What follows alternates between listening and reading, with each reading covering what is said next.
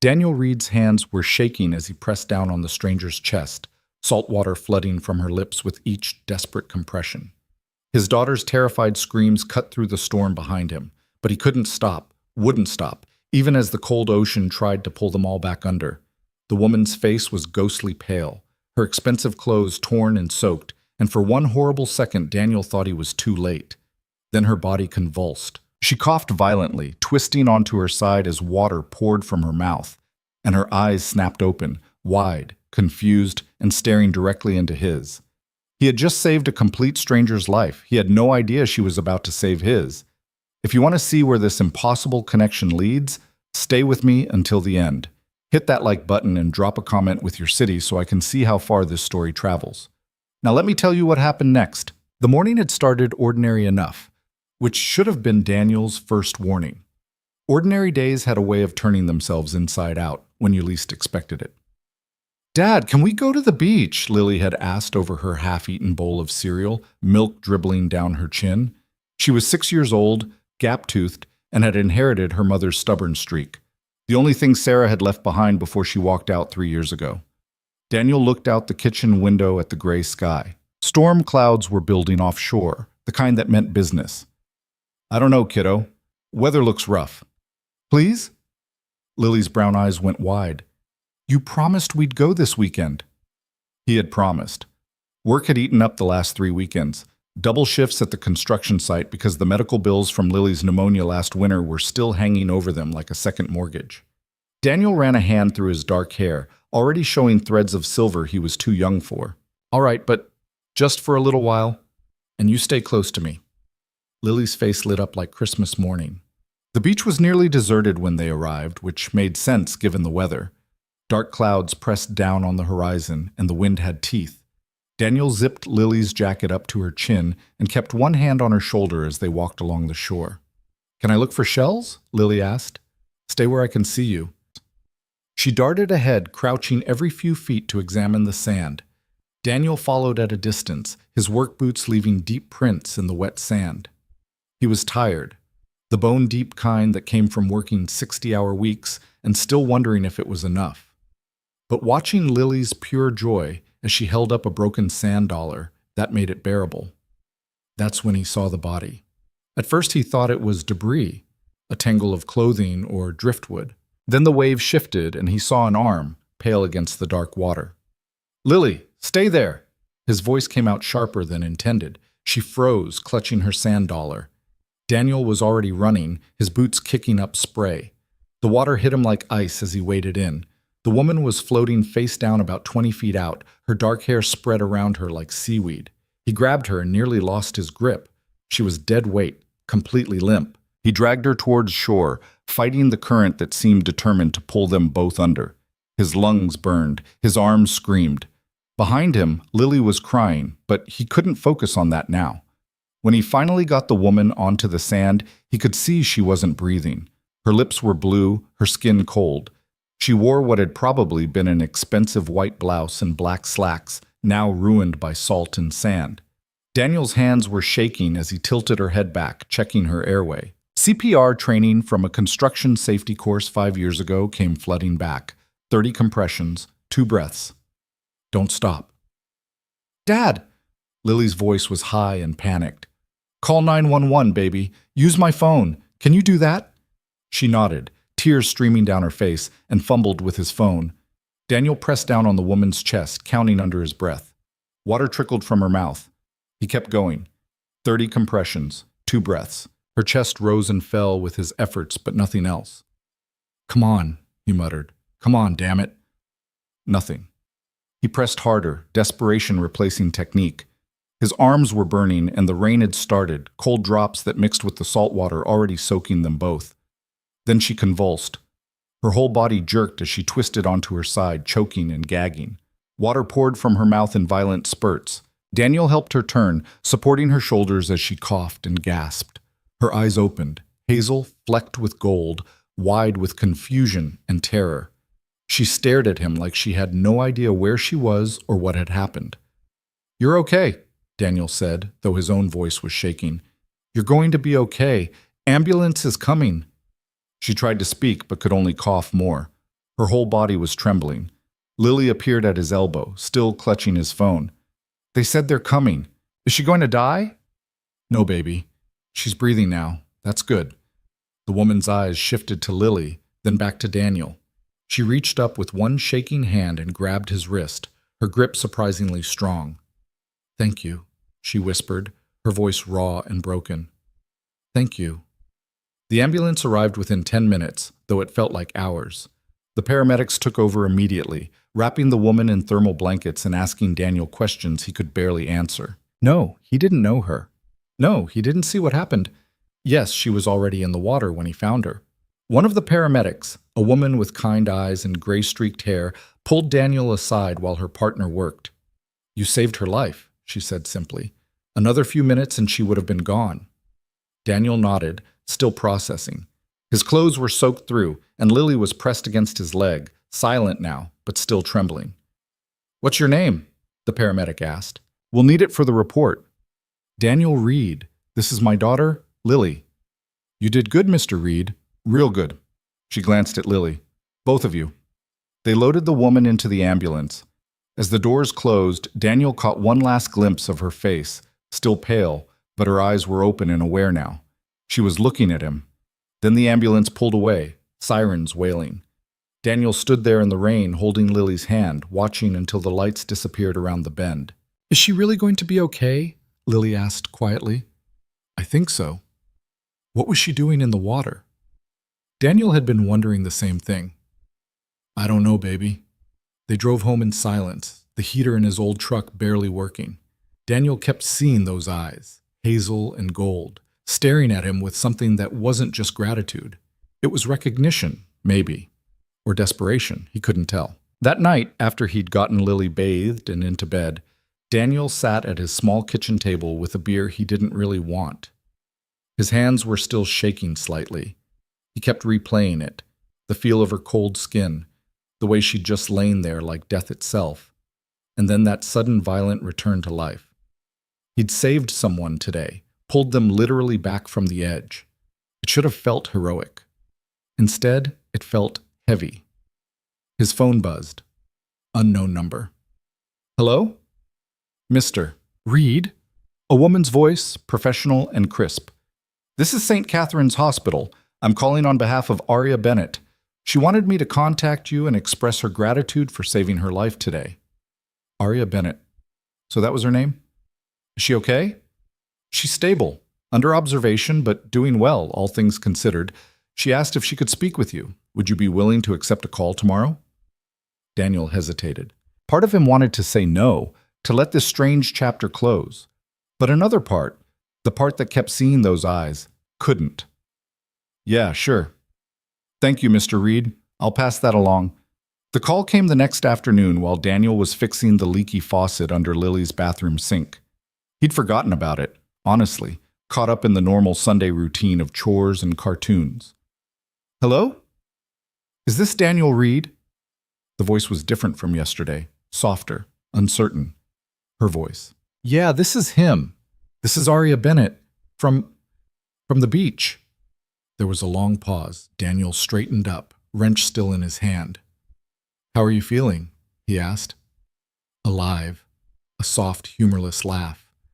Thanks to you, I don't really know what to say. Thank you feels insufficient. You don't have to say anything. I do, though.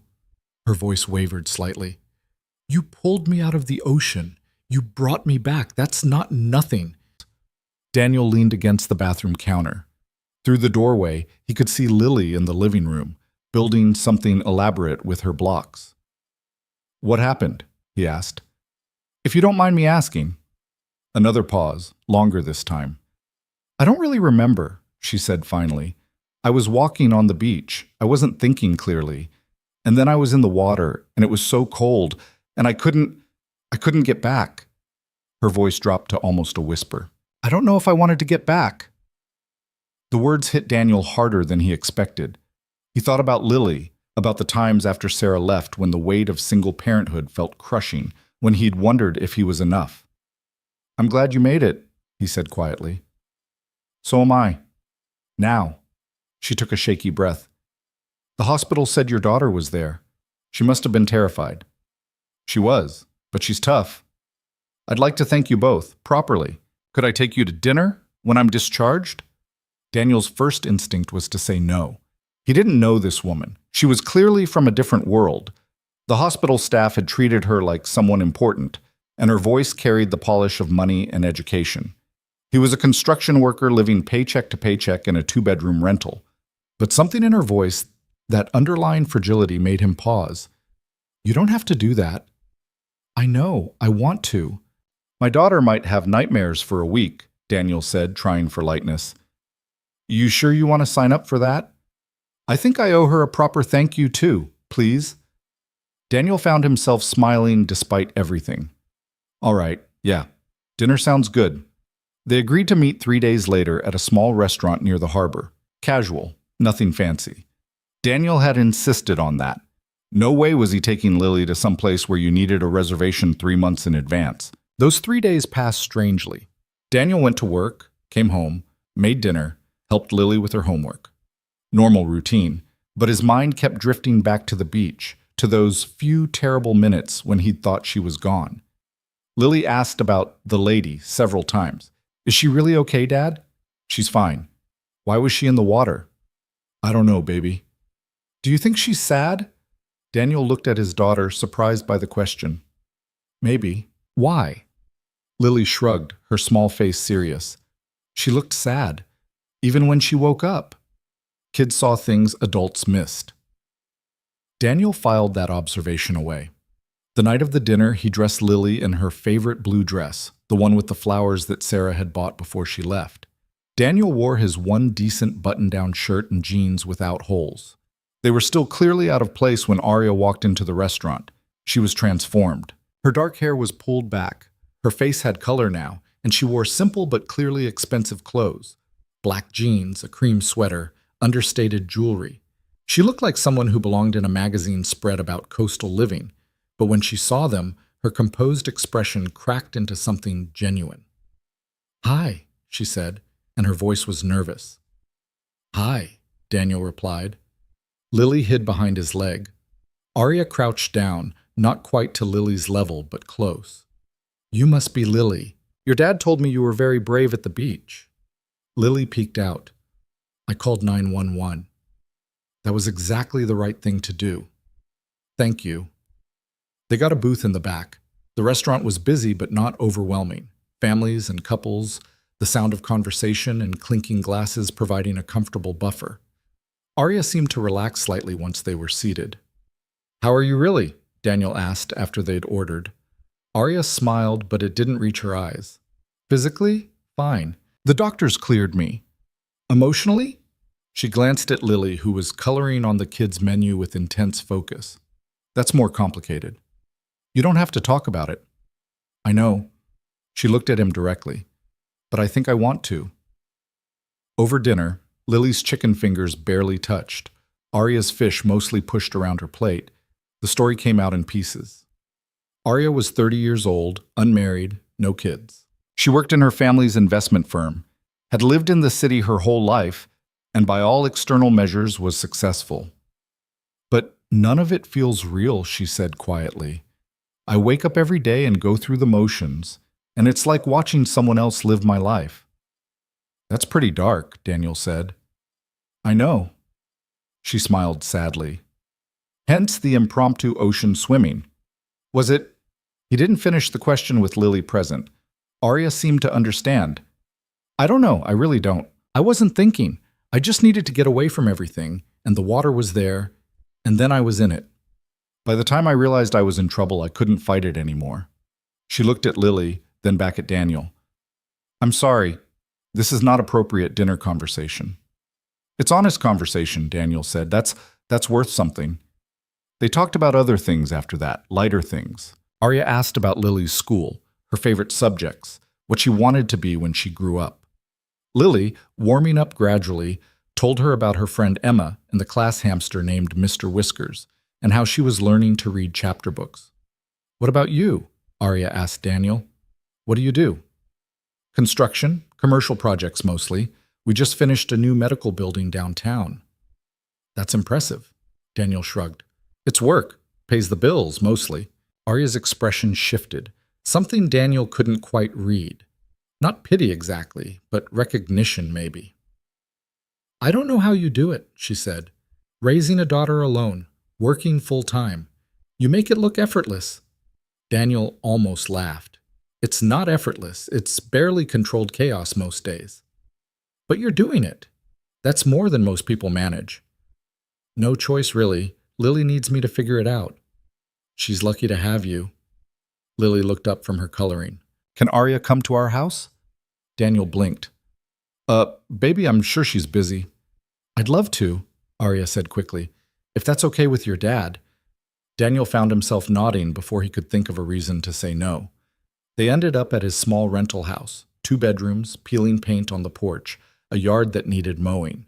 Daniel felt suddenly self-conscious about the worn furniture, the toys scattered across the living room floor, the pile of laundry on the couch he hadn't folded yet. But Arya didn't seem to notice, or if she did, she didn't care. Lily dragged her over to see her room, the twin bed with the princess sheets, the bookshelf Daniel had built himself, the collection of stuffed animals that threatened to overtake the space. This is Ella, Lily said, holding up a ratty stuffed elephant. She's my favorite. She's beautiful, Arya said seriously. They read a story together, the 3 of them squeezed onto Lily's bed. Daniel did the voices. He always did the voices. And Lily giggled at the funny parts. Arya was quiet, listening with an intensity that seemed almost painful. When Lily finally started yawning, Arya stood. I should go. Let you get her to bed. Daniel walked her to the door. The night air was cool, carrying the salt smell of the ocean a few miles away. Thank you for dinner, he said. Thank you for coming. For letting me spend time with Lily. For... She trailed off, then tried again. For pulling me out of the water, for giving me a reason to be glad you did. There was something raw in her voice that made Daniel's chest tight. You gonna be okay? He asked. Arya smiled, and this time it reached her eyes. I think so. This helped. More than you know.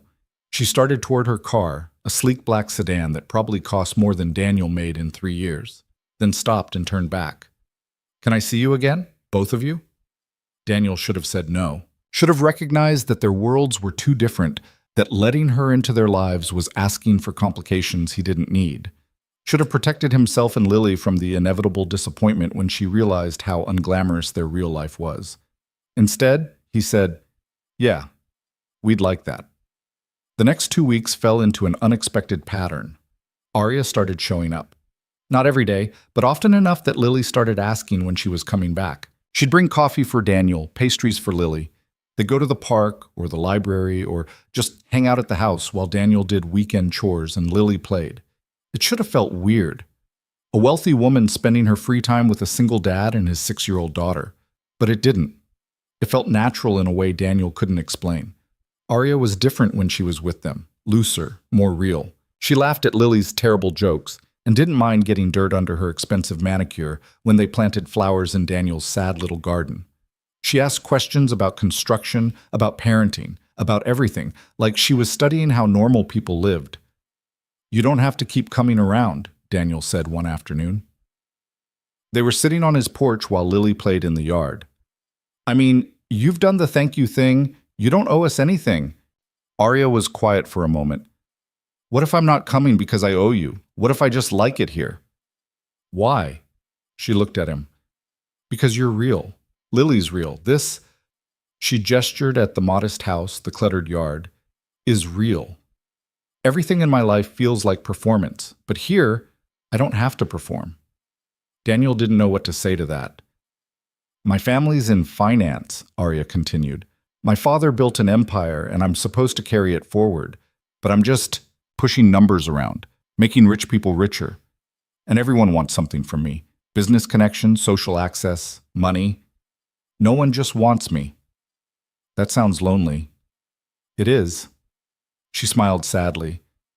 Until I met you and Lily, you saved my life, and you didn't want anything in return. You didn't even ask my last name. Do you know how rare that is? Daniel thought about it. I guess I just did what anyone would do. No, most people wouldn't. Most people would have walked past or called 911 and waited. You jumped in. You didn't hesitate. She looked at him intently. Why? Because you needed help. That's simple? Yeah, that's simple. Arya laughed, but it was watery. God, you're going to make me cry. Please don't. Lily will think I said something mean. They sat in comfortable silence. In the yard, Lily was making an elaborate game involving her stuffed animals and a stick she'd designated as a magic wand. I'm falling apart a little, Arya said quietly. Have been for a while. That day on the beach I wasn't okay. I'm still not entirely okay. Are you seeing someone? A therapist? Now I am. Started last week. She glanced at him. Funny how almost dying makes you face your shit. Glad you're getting help. Me too. She paused. Can I tell you something weird? Sure. Being here with you and Lily is the only time I feel like myself. Or maybe the person I want to be. I don't know which, but it feels important. Daniel's throat felt tight. You can come around whenever you want. You know that, right? Even though I'm a mess? Everyone's a mess. Some of us just hide it better. Arya smiled, genuine and warm. You're a good person, Daniel Reed. I'm really not. I'm just trying not to screw up too badly. That might be the same thing. Lily ran up to the porch, breathless and dirty. Arya, come see what I built. Arya let herself be dragged into the yard, and Daniel watched them together. The elegant woman in designer jeans kneeling in the dirt next to his gap-toothed daughter, both of them completely absorbed in whatever game Lily had invented. Something shifted in his chest, something he hadn't felt since Sarah left. Something dangerous. That night, after Arya had gone home and Lily was asleep, Daniel stood in his small kitchen and let himself think about it. About the way Arya looked at him sometimes, like he was someone worth knowing, about how Lily lit up when she was around, about how his house felt less empty with her in it. He barely knew her. She was dealing with her own demons. Their lives were completely incompatible. But damn if he wasn't starting to care about her anyway. His phone buzzed. A text from Arya. Thank you for today. I needed it more than you know. Daniel stared at the message for a long moment before typing back. Anytime. Really? 3 dots appeared, then disappeared, then appeared again. I'm scared I'm going to ruin this somehow. Daniel's fingers hovered over the keyboard. You won't. And even if you do, we'll figure it out. Why are you so sure? Because that's what people do. They figure it out. Not in my experience. Then you've been around the wrong people. The dots appeared and disappeared several more times. Finally, maybe I have. Good night, Daniel. Good night. Daniel set his phone down and rubbed his face. This was getting complicated. Probably too complicated, but he couldn't bring himself to pull back. The next morning, Lily asked at breakfast, Is Arya going to be my mom? Daniel choked on his coffee. What? Baby, no. Where did that come from? Emma's mom got married again last year. Now Emma has 2 moms. That's different. Arya is our friend. But you like her, I can tell. Daniel looked at his daughter, who was calmly eating her cereal like she hadn't just dropped a bomb on his morning. It's more complicated than that, he said carefully. Why? Because people are complicated, and we barely know her. I know her. She's nice, and she's sad, but she's happy when she's with us. So maybe she should stay. 6-year-old logic.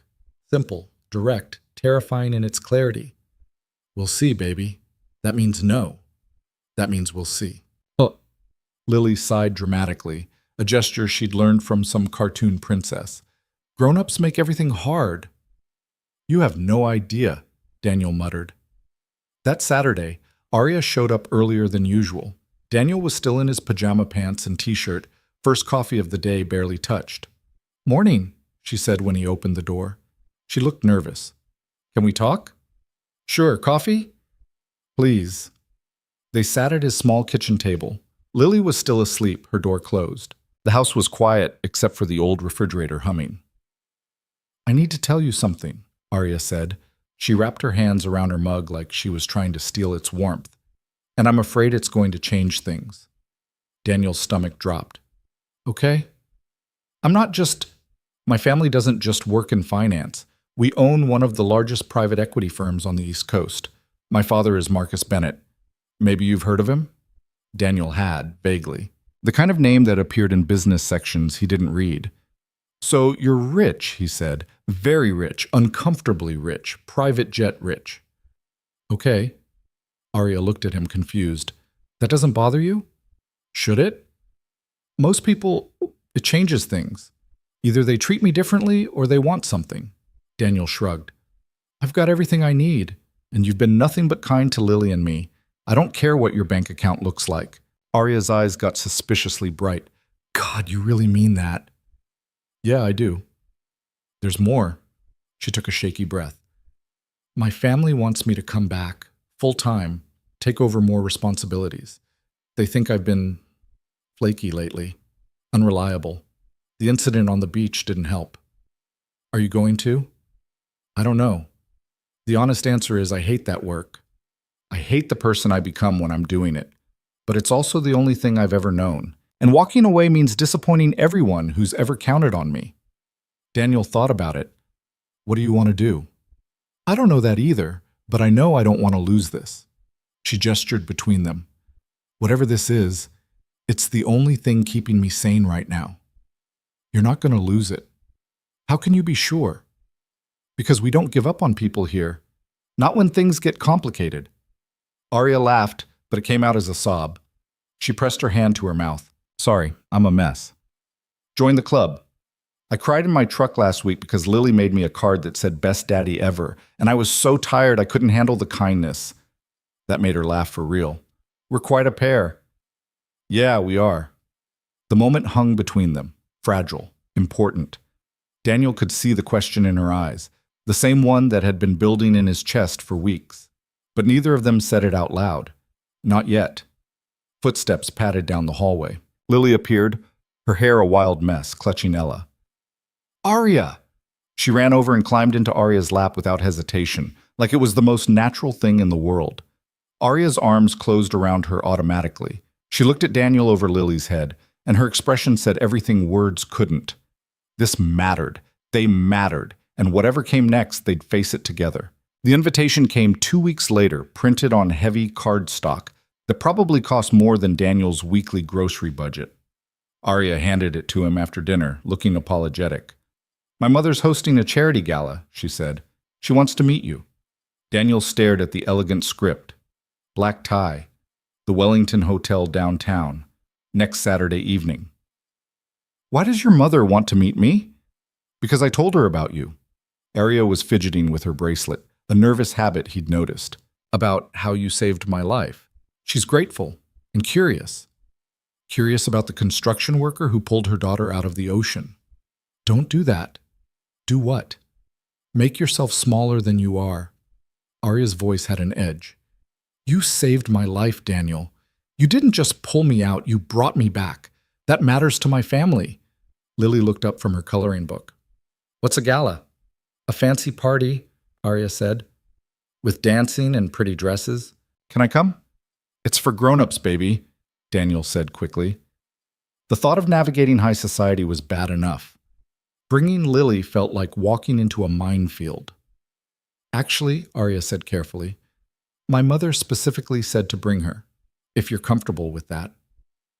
Daniel wasn't comfortable with any of it, but Lily's face had lit up at the mention of pretty dresses, and Arya was looking at him with an expression that was half hope, half dread. All right, he heard himself say. We'll go. Arya's shoulders visibly relaxed. Thank you.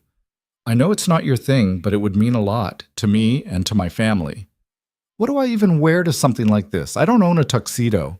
We'll figure it out. Don't worry. But Daniel did worry. He worried for the next week straight.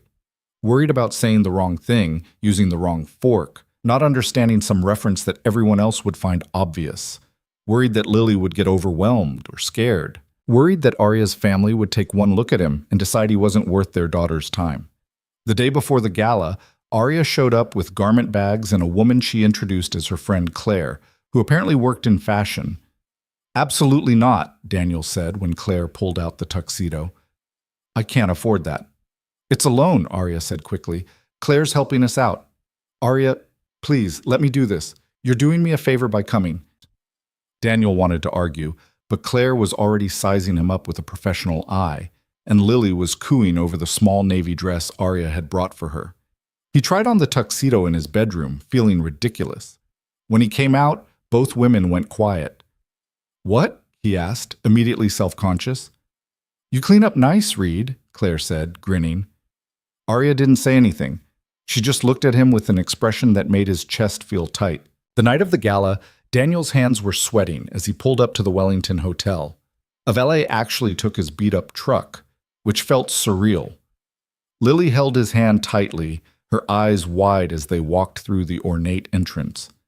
It's like a castle, she whispered. Yeah, baby, it kind of is.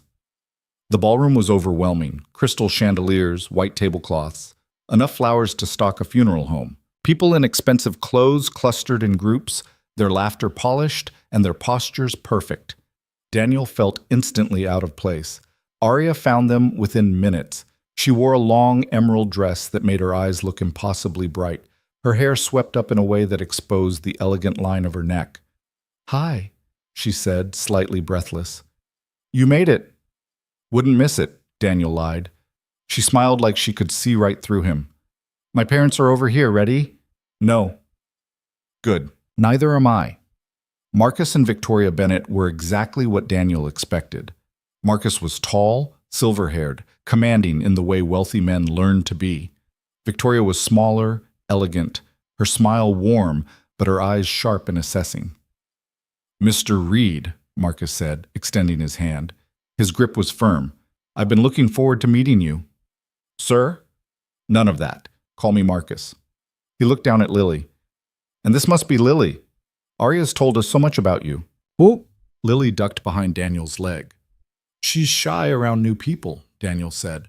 Perfectly understandable, Victoria said. Her voice was softer than her husband's, genuinely kind. Thank you for coming tonight, both of you. What you did for our daughter, her voice caught slightly. We'll never be able to repay you. I don't need repayment, Daniel said. Marcus studied him. Arya said you'd say that. She also said you've been spending time together. There was a question buried in the statement. Daniel chose his words carefully. We've become friends. Friends? Marcus's tone was neutral, giving nothing away. Dad? Arya said, a warning in her voice. I'm just getting to know the man who saved my daughter's life, Marcus said mildly. Surely that's allowed. An awkward silence stretched. Lily tugged on Daniel's sleeve. I have to go to the bathroom, she whispered. I'll take her, Arya said quickly. Give you gentlemen a chance to talk. Daniel wanted to protest, but Arya was already leading Lily away. He watched them go, feeling like he'd just lost his lifeline.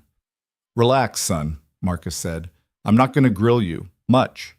Despite himself, Daniel almost smiled. Arya's been different since the incident, Victoria said. Lighter, somehow, like she's finally breathing again. We have you to thank for that, too. I think she was ready for the change. I just happened to be there. Don't sell yourself short, Marcus said. But I'm curious. What are your intentions regarding my daughter? There it was. The question Daniel had been dreading. I don't have intentions, he said honestly. We're friends. She's good with my daughter. That's all I know right now. Marcus studied him for a long moment. You know who we are, what we have. That doesn't interest you? No offense, sir, but I've got enough trouble managing my own life. I'm not looking to complicate it with yours. To Daniel's surprise, Marcus laughed. Fair enough. Arya said you were direct. She's been through something traumatic, Daniel continued. I'm not going to take advantage of that, and I'm not going to let her get too attached to me and Lily if it's just going to hurt her later. You think it will? Victoria asked. I think our lives don't exactly fit together. I work construction. I'm raising a kid on my own. Arya's world is... He gestured at the ballroom. This. I don't belong here. Maybe not, Marcus said, but Arya seems to think you belong in her life. That counts for something. Before Daniel could respond, Arya returned with Lily. His daughter's eyes were red. What happened? Daniel crouched down immediately. She got overwhelmed, Arya said quietly. Too many people. She's okay now. Lily pressed her face against his shoulder. Daniel stood, holding her. I should take her home, he said. I'll walk you out, Arya offered. They made their goodbyes. Victoria kissed Lily's forehead gently. Marcus shook Daniel's hand again. And then they were walking through the quiet hallway toward the entrance. I'm sorry, Arya said. I shouldn't have pushed you to come. It's not your fault. Lily's just not used to crowds like that. Still, she looked miserable. I wanted tonight to go well. It did go well. Your parents didn't throw me out. That's a win. Arya laughed weakly. My dad likes you, I could tell. How could you tell? He didn't interrogate you for an hour. That's his version of approval. They reached the entrance. The valet was already bringing Daniel's truck around. Listen, Arya said, about what my dad probably asked you, it's fine. No, it's not. He has no right to question your intentions or whatever corporate speak he used. Daniel shifted Lily in his arms. She was half asleep already. He's your father. He's protecting you. I get it. But we're just friends, like you said. Something in her voice made Daniel look at her more closely. Her expression was carefully neutral, but her eyes gave her away. Are we? He asked quietly. Arya went very still. Are we what? Just friends. The valet pulled up with the truck. In the distance, music drifted from the ballroom. Arya opened her mouth, closed it, then tried again. I don't know, she said finally. I don't know what we are, but I know I don't want to lose it. Daniel wanted to say something profound, something that would make sense of the mess of feelings in his chest. Instead, he just nodded. Me neither. He got Lily buckled into the back seat. When he turned back, Arya was still standing there, backlit by the hotel's golden lights, looking small and uncertain despite her elegant dress. Text me when you get home? She asked. Yeah, I will. He drove away, watching her shrink in his rearview mirror until she disappeared. Lily stirred in the back seat. Is Arya sad? Maybe a little. Because we left? Because things are complicated, baby. I don't like complicated. Me neither. That night, after Lily was asleep, Daniel sat on his porch with a beer and tried to think clearly. Arya Bennett was wealthy, troubled, and clearly struggling with her own demons. Getting involved with her, really involved, would be messy at best, disastrous at worst. He had Lily to think about. He couldn't afford to bring someone unstable into their lives. But Arya wasn't unstable. She was hurt. There was a difference. His phone buzzed. Thank you for coming tonight. I know it was hard. Daniel stared at the message. Your parents are nice. Intimidating, but nice. My dad can be intense. What did he ask you? The usual. What are my intentions with his daughter? Oh no. What did you say? That we're friends. That I'm not trying to take advantage of you. 3 dots appeared and disappeared several times. What if I want you to? Daniel's heart kicked against his ribs. He read the message 3 times. Want me to what? Take advantage. Or just advantage. God, that sounds terrible. Delete that. Can't delete texts. Then pretend I didn't say it. Daniel typed and deleted several responses before settling on, I don't think you know what you want right now. And that's okay. You're probably right.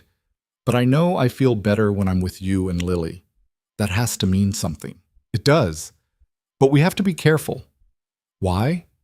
Because Lily's already getting attached, and if this goes south, she's the one who gets hurt. A long pause. I would never hurt her. You know that, right? I know you wouldn't mean to, but life doesn't always care about what we mean. You're very wise for a construction worker. I'm very tired is what I am, and scared of screwing this up. What if we screw it up together? Wouldn't that be better than not trying at all? Daniel sat with that question for a long time. Maybe. I don't know. Can I come over tomorrow after you're off work? Yeah. Lily would like that. What about you? Yeah, I'd like that too. Good night, Daniel. Good night. He sat there until the beer was warm, thinking about intentions and complications and the way Arya had looked at him in the hotel hallway, like he was something worth holding on to. The next few weeks fell into a rhythm that felt simultaneously natural and terrifying. Arya came over most evenings after work. She'd bring takeout or groceries and cook dinner with Daniel while Lily did homework at the kitchen table. They'd eat together, clean up together, help Lily with her bath and bedtime routine together.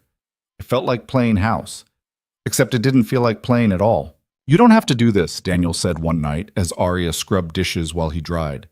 You've got your own life. This is my life, Arya said simply. The other stuff is just what I do to pay bills.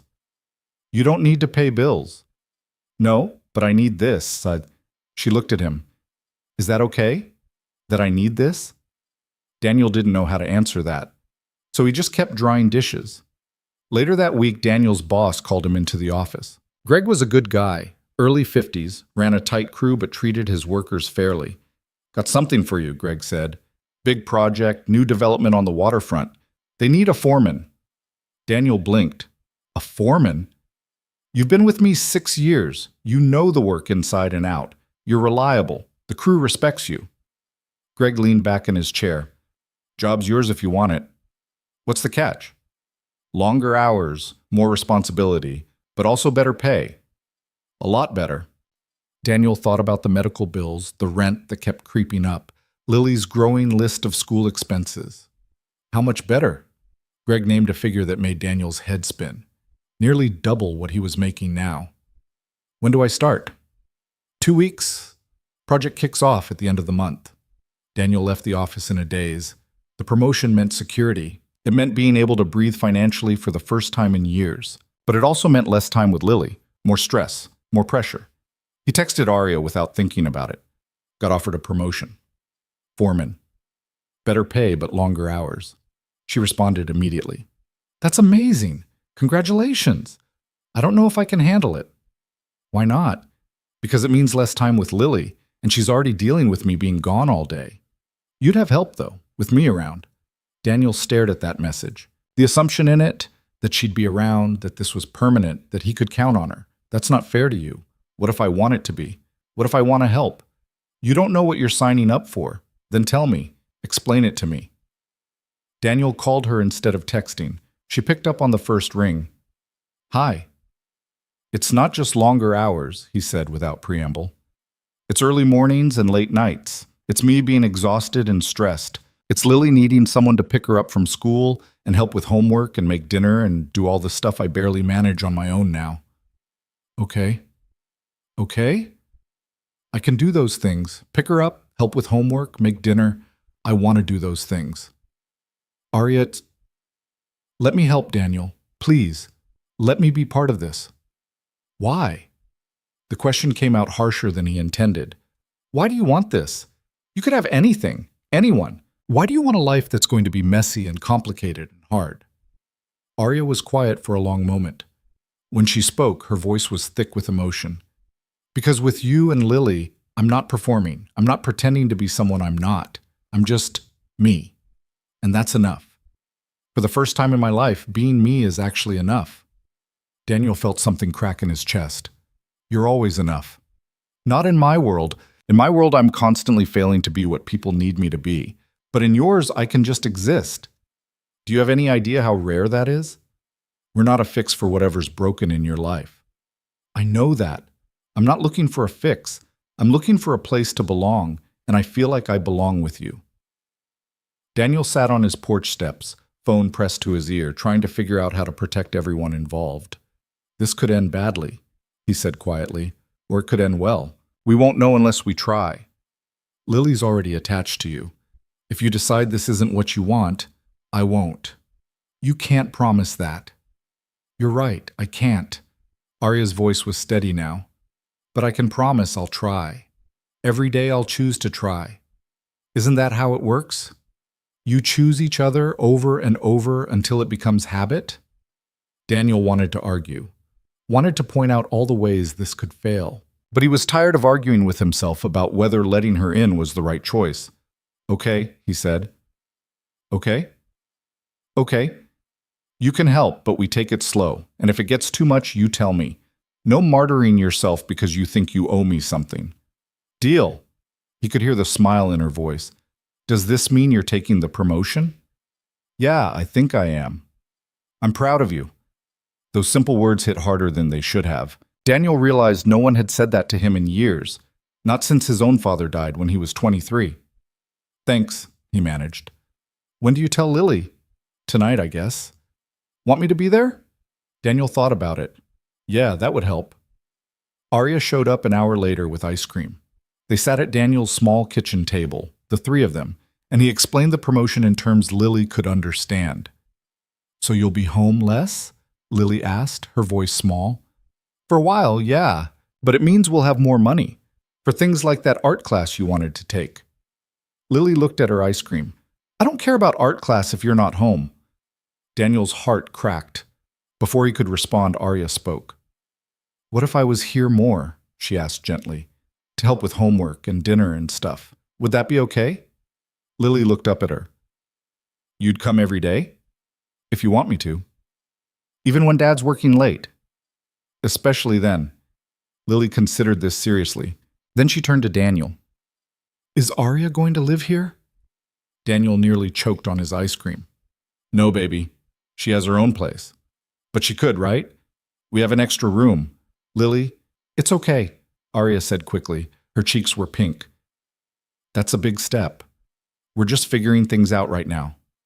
But you like us, right? You're not going to leave. The question hung in the air. Arya looked at Daniel, then back at Lily. I like you both very much, she said carefully, and I'm not planning on leaving. But sometimes life is complicated, and we can't always promise forever. What I can promise is that I'll always care about you, no matter what happens. It was a good answer, honest without being scary. Lily seemed satisfied. Okay, then I think Dad should take the job. Daniel felt his eyes sting. Yeah? Yeah. If Arya's going to be here, it won't be so lonely. Later, after Lily was in bed, Daniel walked Arya to her car. The night was cool, stars visible despite the city lights. She basically just asked you to move in, Daniel said. Arya laughed. She's direct. I like that about her.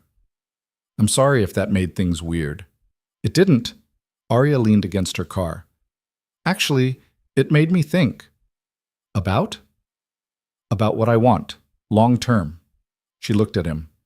I've been going through the motions for so long, doing what's expected. But lately I've been thinking about what would make me actually happy. And this, you, Lily, the messy, normal, everyday stuff. That's what makes me happy. Daniel stepped closer. That's just novelty talking. Give it a few months of real life and you'll be bored. You really think that little of me? I think that highly of you. Too highly to trap you in a life you didn't choose. Arya pushed off the car and closed the distance between them. She was close enough that he could smell her perfume, something subtle and expensive. What if I'm choosing it right now? She asked quietly. What if this is exactly what I want? You don't know what you want. Stop telling me what I feel. There was heat in her voice now. I'm not a child, Daniel. I'm not confused. I know this is complicated and scary and probably a terrible idea, but I also know that when I'm with you and Lily, I feel like I'm finally living instead of just existing. Arya, and maybe you're scared too. Maybe you're scared that if you let me in all the way, I'll see something that makes me leave. But I've already seen you, Daniel. I've seen you exhausted and worried and barely holding it together, and I'm still here. Daniel's throat felt tight. This isn't a romance novel. Real life is harder than dinner dates and playing house. I know that. I want the hard parts too. The fights and the stress and the boring Tuesday nights. All of it.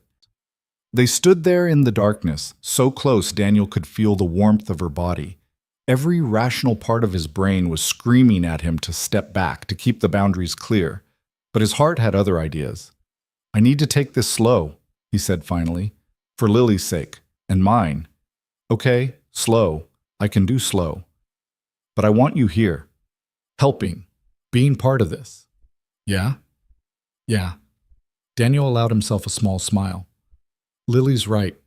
It won't be so lonely with you around. Arya's answering smile was luminous. Then it's settled. You take the promotion. I'll help with Lily. We figure it out as we go. Just like that? Just like that. She stood on her toes and kissed his cheek, quick and light. Before he could react, she was sliding into her car. Good night, Daniel. Good night. He watched her drive away, his hand pressed to where her lips had touched his skin. He was in so much trouble. The next 2 weeks passed in a blur of preparation. Daniel trained with Greg on the new responsibilities, studied project plans, and tried not to panic about everything he didn't know. Arya showed up every evening like clockwork, learning Lily's routines and preferences, proving with quiet consistency that she meant what she'd said. On Daniel's first day as foreman, he left the house before Lily woke up. Arya let herself in with the spare key he'd given her, made breakfast, got Lily ready for school, and picked her up that afternoon. When Daniel finally got home at 8:30, exhausted, covered in dust, his mind spinning with everything he needed to remember, dinner was waiting. Lily was bathed and in pajamas. The house was clean. Arya looked up from where she was reading Lily a story on the couch. "Hey, how was it?" Daniel wanted to cry. Instead, he just said, "Long. Sit. I'll heat up your plate." He ate while Arya finished the story and put Lily to bed. When she came back, she sat across from him and waited. "I don't know how to thank you," Daniel said. "You don't have to. You basically did everything today. And tomorrow you'll do it. We're taking turns. That's how this works." Daniel shook his head. "You're too good at this." "At what?" "At fitting into our lives. Like you've always been here." Arya's expression softened. "Maybe I was always supposed to be." They sat in comfortable silence while Daniel finished eating. When he was done, Arya started clearing the table. "Leave it," Daniel said. "You've done enough." "It's just dishes." "Arya." He stood and caught her hand. "Seriously, thank you." She looked down at their joined hands, then up at him. "You know what the scary part is?"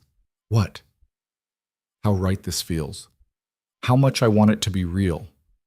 "It is real." "Is it? Or am I just playing pretend until reality catches up?" Daniel tugged her closer. "You think reality hasn't already caught up? You've seen the mess, the exhaustion, the barely functioning household management. This is reality." "I know, but what if I'm not enough when things get really hard?" "You're already more than enough." Arya's eyes were bright with unshed tears. "Promise?" "Promise." She leaned forward and rested her forehead against his chest.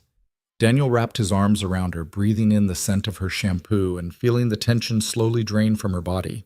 This was dangerous territory. He knew that. But standing there in his small kitchen with Arya in his arms and his daughter sleeping safely down the hall, Daniel couldn't bring himself to care. For the first time in 3 years, his life felt full instead of just full of responsibility. And maybe that was worth the risk. The first crack appeared 3 weeks into Daniel's new role as foreman. He came home to find Arya sitting on the porch steps, her arms wrapped around her knees. It was almost 9, well past when she usually left, and her car was still in the driveway. "What's wrong?" Daniel asked, his exhaustion momentarily forgotten. "Nothing. Everything." She looked up at him, and he could see she'd been crying. "My father called. He wants me at the office tomorrow. Full day. Some investor meeting I can't miss." Daniel sat down beside her. "Okay. So go." "But Lily, I told her I'd help with her science project after school. We've been planning it all week." "I'll handle it. You're working until 7 tomorrow. You said so this morning." "I'll leave early." "Daniel, you can't keep doing that. This is your big opportunity. You need to prove yourself. And you need to show up for your own life too." He kept his voice gentle. "You can't just abandon your job because we need you here." Arya pressed her hands to her face.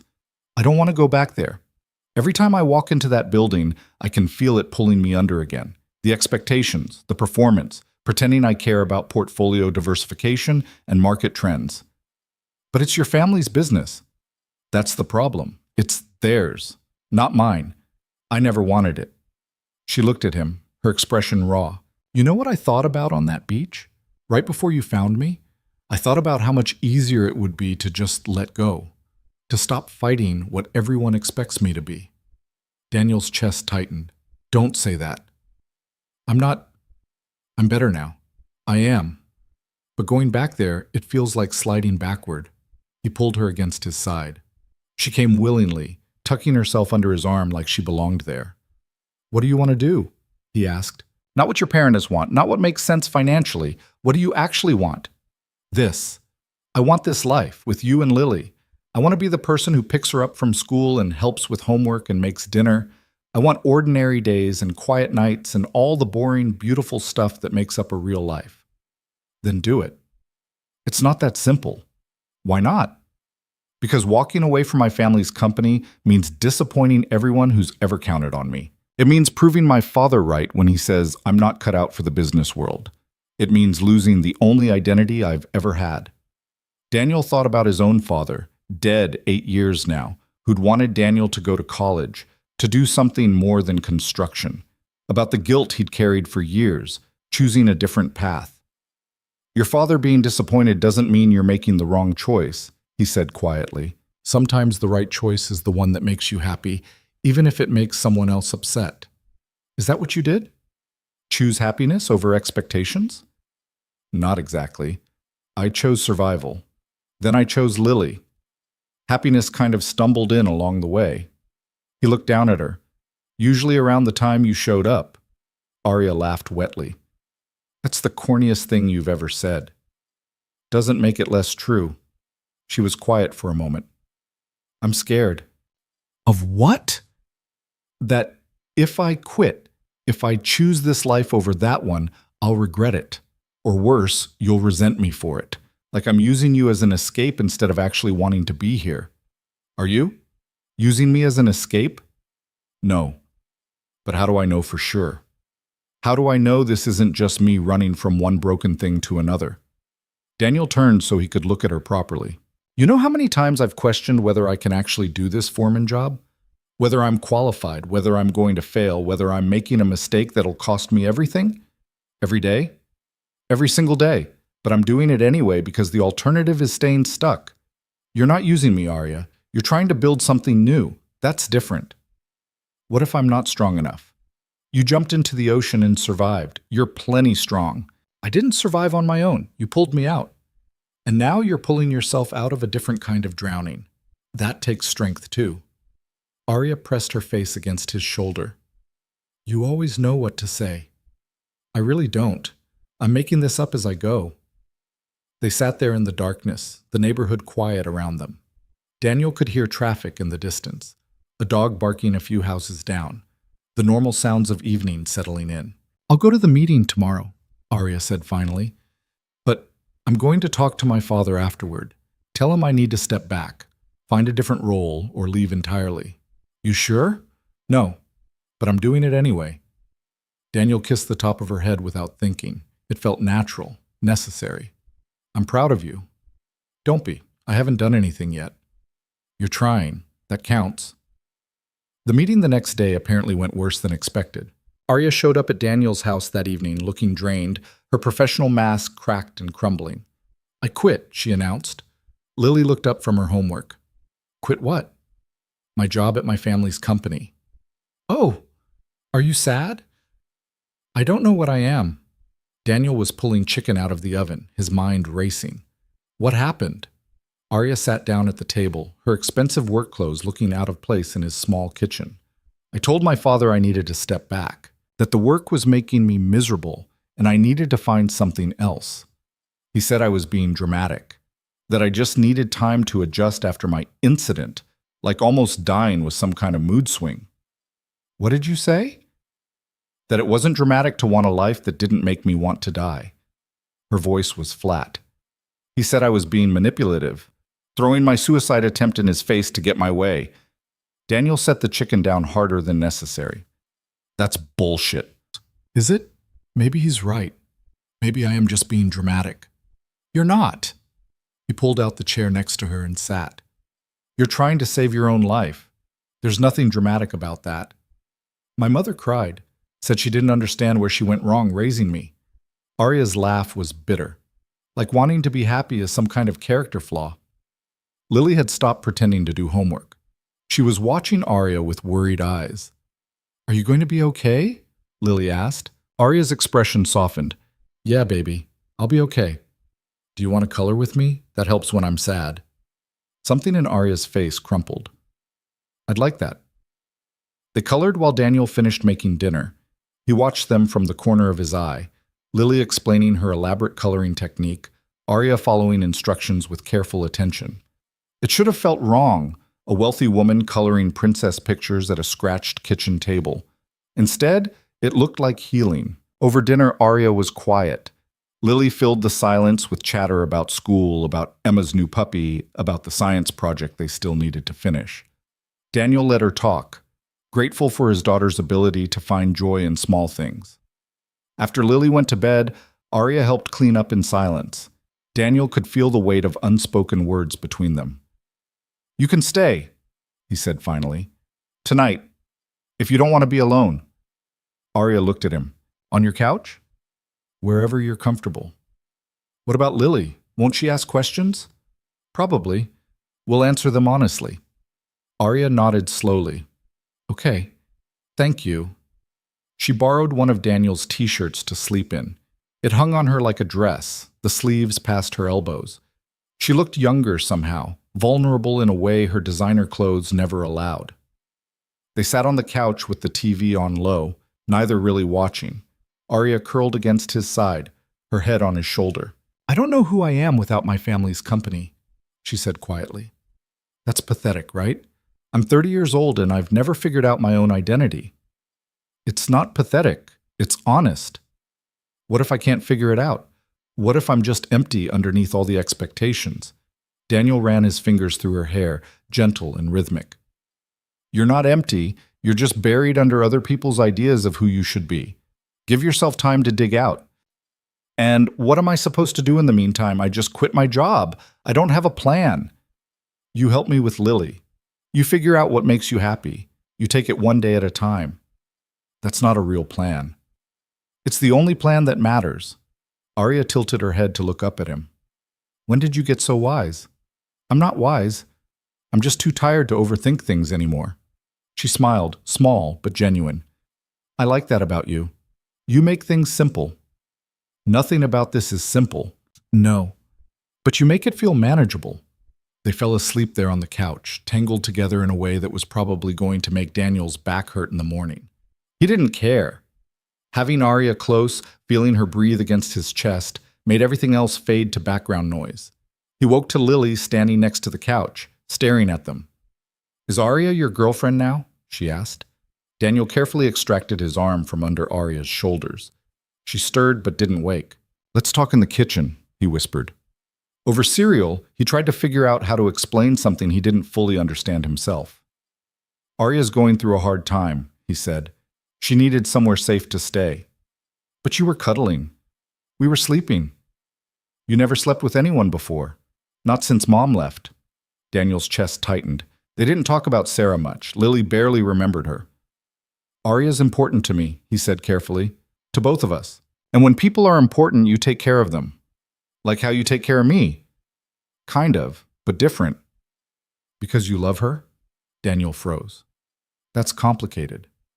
"No, it's not. You either love someone or you don't." 6-year-old logic, infuriatingly accurate. "I care about her very much," he said finally. "That's what love is, Dad." Before Daniel could respond, Arya appeared in the doorway, her hair a mess, his t-shirt wrinkled. "Morning," she said, her voice rough with sleep. "Morning." Daniel stood to get her coffee. "How'd you sleep?" "Better than I have in months." She sat down across from Lily. "Hey, kiddo." "Hey, my dad loves you." Daniel nearly dropped the coffee pot. "Lily." "What? You said you care about her very much. That's the same thing." Arya's cheeks were pink. "That's very sweet of you to say." "It's not sweet. It's true." Lily returned to her cereal, apparently satisfied with dropping that bomb. Daniel handed Arya her coffee and avoided eye contact. The silence stretched uncomfortably. "So," Arya said finally, "about that science project." The next few weeks fell into a strange new pattern. Arya didn't go back to her own apartment much. She kept clothes at Daniel's place, her toothbrush in the bathroom, her favorite coffee in the cupboard. They didn't talk about what it meant. They just lived it. Daniel's foreman job was kicking his ass in ways he hadn't anticipated. The responsibility was crushing, managing crews, dealing with delays, answering to clients who expected perfection. He came home exhausted every night, his mind spinning with everything that could go wrong. But Arya was there, always there. She picked up Lily, helped with homework, made dinner, kept the household running. She was learning to braid hair and pack lunches and tell the difference between Lily's genuine upset and her dramatic upset. "You're really good at this," Daniel said one night, watching her help Lily with a math worksheet. At what? Being a mom. Arya's hand stilled on the paper. I'm not her mom. You're doing all the mom things. That's different. Is it? Arya looked at Lily, who was chewing on her pencil, oblivious to the conversation. Her real mom could come back someday. She won't. You don't know that. I do. Sarah made it clear when she left she doesn't want this life. And you think I do? There was something sharp in Arya's voice that made Daniel pay attention. Don't you? I don't know, maybe. But what if I'm just playing house until I figure out what I really want? What if I'm not cut out for this long term? Where's this coming from? Arya stood abruptly. Can we talk outside? They stepped onto the porch, the cool evening air raising goosebumps on Daniel's arms. Arya wrapped her arms around herself. I got a call today, she said, from a nonprofit downtown. They're looking for a program director for their youth education initiative. Someone I knew from college recommended me. That's great. It's real work, meaningful work, but it's also full-time, and the pay is terrible compared to what I'm used to, and it means I can't be here every day picking up Lily. Daniel processed this. You want the job? I think I do, but I'm scared that taking it means I'm choosing wrong, that I'm supposed to be here with you and Lily, and if I go back to work, I'm failing at this. That's not how it works. How does it work then? Daniel leaned against the porch railing. You be yourself. You do work that matters to you. You come home at the end of the day. That's what adults do. That's what partners do. Arya went very still. Partners? Yeah, Daniel met her eyes. Isn't that what we are? I don't know what we are. We've never defined it. Does it need defining? Yes. Her voice was firm. Because I need to know if I'm building a life here or just borrowing yours until I figure out my own. Daniel pushed off the railing and closed the distance between them. You want to know what I think? What? I think you're scared that if you commit to this, to us, you'll lose yourself again, like you did with your family's company, so you keep one foot out the door just in case.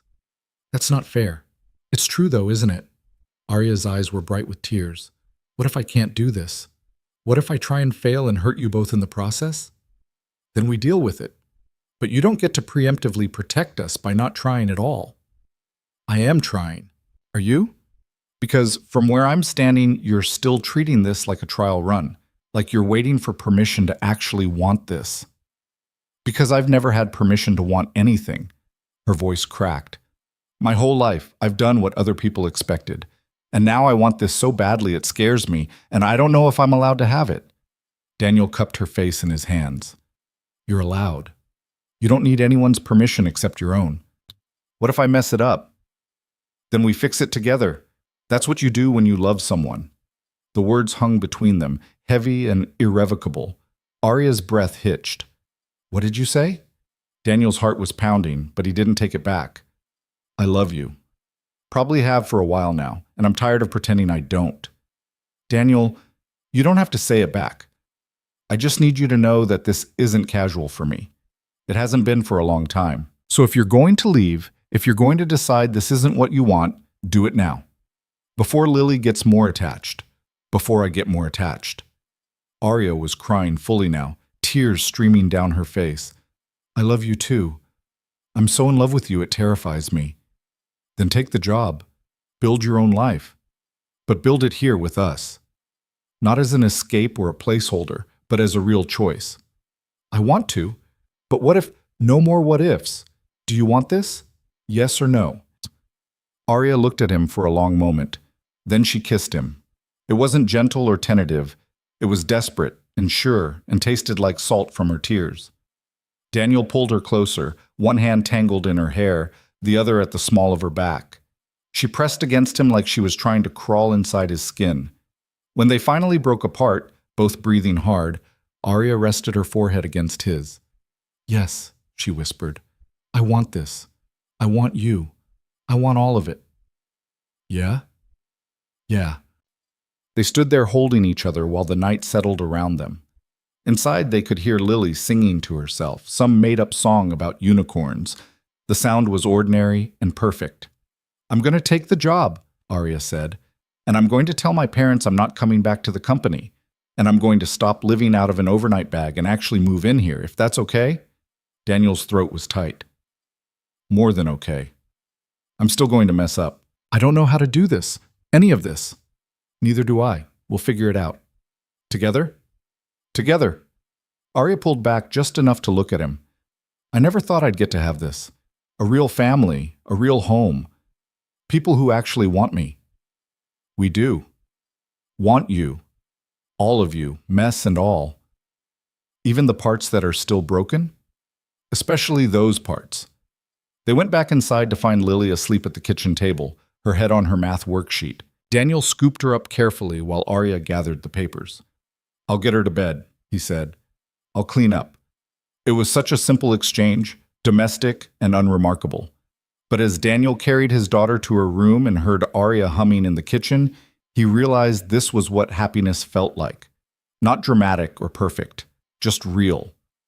In Lily's room, he changed her into pajamas without waking her completely. She mumbled something about Ella the elephant and rolled over. Love you, baby, he whispered. Love you too, Daddy, and Arya. Daniel's chest felt too full. Yeah, we love her too. When he came back to the kitchen, Arya was loading the dishwasher. She'd changed into the same t-shirt from before, comfortable and at home in his space. She okay? Arya asked. Out cold. Good. Arya closed the dishwasher and turned to face him. So, we're doing this. For real. For real. I'm going to need time to work through my stuff. The therapy, the family issues, all of it. I know. And you're going to need to trust me. Actually trust me, not just say you do while waiting for me to leave. Daniel flinched because she was right. I'll work on it. We're going to fight sometimes. I'm stubborn and you're protective and those things are going to clash. Probably. But we'll figure it out. We'll figure it out. Arya crossed the kitchen and wrapped her arms around his waist. I'm all in, Daniel. I need you to know that. This isn't me running away from something. It's me running towards something. He held her close, breathing in the scent of her hair. I'm all in too, even though it scares the hell out of me. Because of Sarah? Because loving someone means they can hurt you. And I've got Lily to think about. I would never hurt her. Not on purpose. But life happens. People leave. I'm not going to leave. Arya pulled back to look at him. I can't promise everything will be perfect, but I can promise I'll stay. Even when it's hard, even when we're fighting, I'll stay. Daniel wanted to believe her, and maybe that was enough for now. They went to bed together for the first time that night, both nervous and unsure. Nothing happened beyond holding each other, talking in whispers until they fell asleep. But waking up next to her the next morning, seeing her face soft and unguarded in the early light, Daniel felt something settle in his chest. This was right. Messy and complicated and terrifying, but right. Lily burst into the room at 7 sharp, launching herself onto the bed. Is Arya staying forever now? She asked, bouncing between them. Daniel looked at Arya. She looked back at him, a question in her eyes. Yeah, he said. She is, Lily cheered. Arya laughed, and Daniel let himself believe just for a moment that they might actually pull this off. The reality of living together hit them like a freight train 2 weeks later. Daniel came home to find Arya sitting at the kitchen table surrounded by moving boxes, her face buried in her hands. Lily was at Emma's house for a play date, which meant whatever was happening, it was bad enough that Arya had waited until they were alone. What's wrong? He asked, dropping his work bag by the door. My father froze my trust fund. Her voice was muffled by her palms. As punishment for quitting, he called it helping me understand the value of work. Daniel pulled out a chair and sat. How bad is it? I have my savings, enough for a few months if I'm careful. But the nonprofit job doesn't start for another 3 weeks, and the salary is... She finally looked up at him. I can't contribute equally. To rent, to groceries, to anything. I'm going to be dead weight. You're not dead weight. I'm a 30-year-old woman who just got her allowance taken away. That's pretty much the definition of dead weight. Daniel reached across and took her hand. You help with Lily. You keep this house running. That's not nothing. But it's not paying bills, and you're already stretched thin with the medical debt, and we'll figure it out. How? Arya's voice rose. You're working yourself into the ground as it is. I can't add to that burden. You're not a burden. Then what am I? Because right now I feel useless. Daniel was quiet for a moment, choosing his words carefully. You're family. That's what you are. And families help each other, even when it's not equal, even when it's messy. I didn't sign up to be your charity case. And I didn't sign up to keep score. We're in this together, remember? Arya pulled her hand away. I need to fix this. I need to contribute something real. Then let me help you look for work that starts sooner. Or pick up freelance stuff. But don't spiral thinking you're worthless just because your father's being vindictive. It's not just about money. Her voice cracked. It's about proving I can stand on my own, that I'm not just another rich girl playing at real life until it gets hard. You think this is playing? I don't know what this is anymore. She gestured at the boxes, at the house, at everything. I moved in thinking I'd be an equal partner, and now I'm dependent on you for everything. How is that different from being dependent on my family? Daniel felt something cold settle in his stomach. So what are you saying? I'm saying maybe I moved in too fast. Maybe I should get my own place until I can actually afford to be here. That's not what I want. It's not about what you want. It's about what's fair. Life's not fair, Arya. We've both learned that the hard way. Don't patronize me. I'm not. Daniel stopped, took a breath. Look, I get it.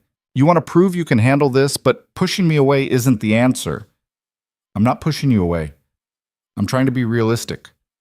Realistic would be staying and figuring it out together. Running is just running. Arya's eyes flashed. That's not fair. It's true, though. They stared at each other, the tension thick enough to choke on. This was their first real fight, Daniel realized. The kind where neither person was entirely wrong, and the solution wasn't obvious. I don't want to resent you, Arya said quietly. If I stay here, unable to pay my way, I'm going to resent you, and myself. And eventually that's going to poison everything. So what do you want to do? I don't know. She looked exhausted. I just know I can't be someone's burden again. I've spent my whole life being an obligation to people. I can't do that with you. Daniel stood and pulled her up from her chair. She resisted for a second, then let him wrap his arms around her. You're not an obligation, he said into her hair. You're the best thing that's happened to us in years. Money doesn't change that. It changes everything. No, it complicates things. That's different. Arya was crying now, her shoulders shaking. I wanted to be enough, just as I am. But I'm not. You are enough. Your father cutting you off doesn't make you less. It just makes him cruel. He says I'll come crawling back within a month, that I'll realize I can't survive without the family money. Then prove him wrong. But do it here, with us. Not by yourself in some apartment trying to pretend you don't need anyone. I don't know how to do that. Neither do I, but we'll learn. They stood there holding each other while the kitchen grew dark around them. Eventually, Arya pulled back and wiped her eyes. I'm going to look for a second job, something part-time until the nonprofit starts. Okay, and I'm going to pay you back for everything. Once I have steady income. You don't have to. I do. For me. She looked at him seriously. I need to know I'm contributing, that I'm pulling my weight. Daniel nodded, understanding even if he didn't entirely agree. Then we'll keep track. You can pay me back if it makes you feel better. Thank you. But you're staying, right? Arya managed a small smile. Yeah, I'm staying. The next morning, Arya was up before dawn, her laptop open at the kitchen table, scrolling through job listings.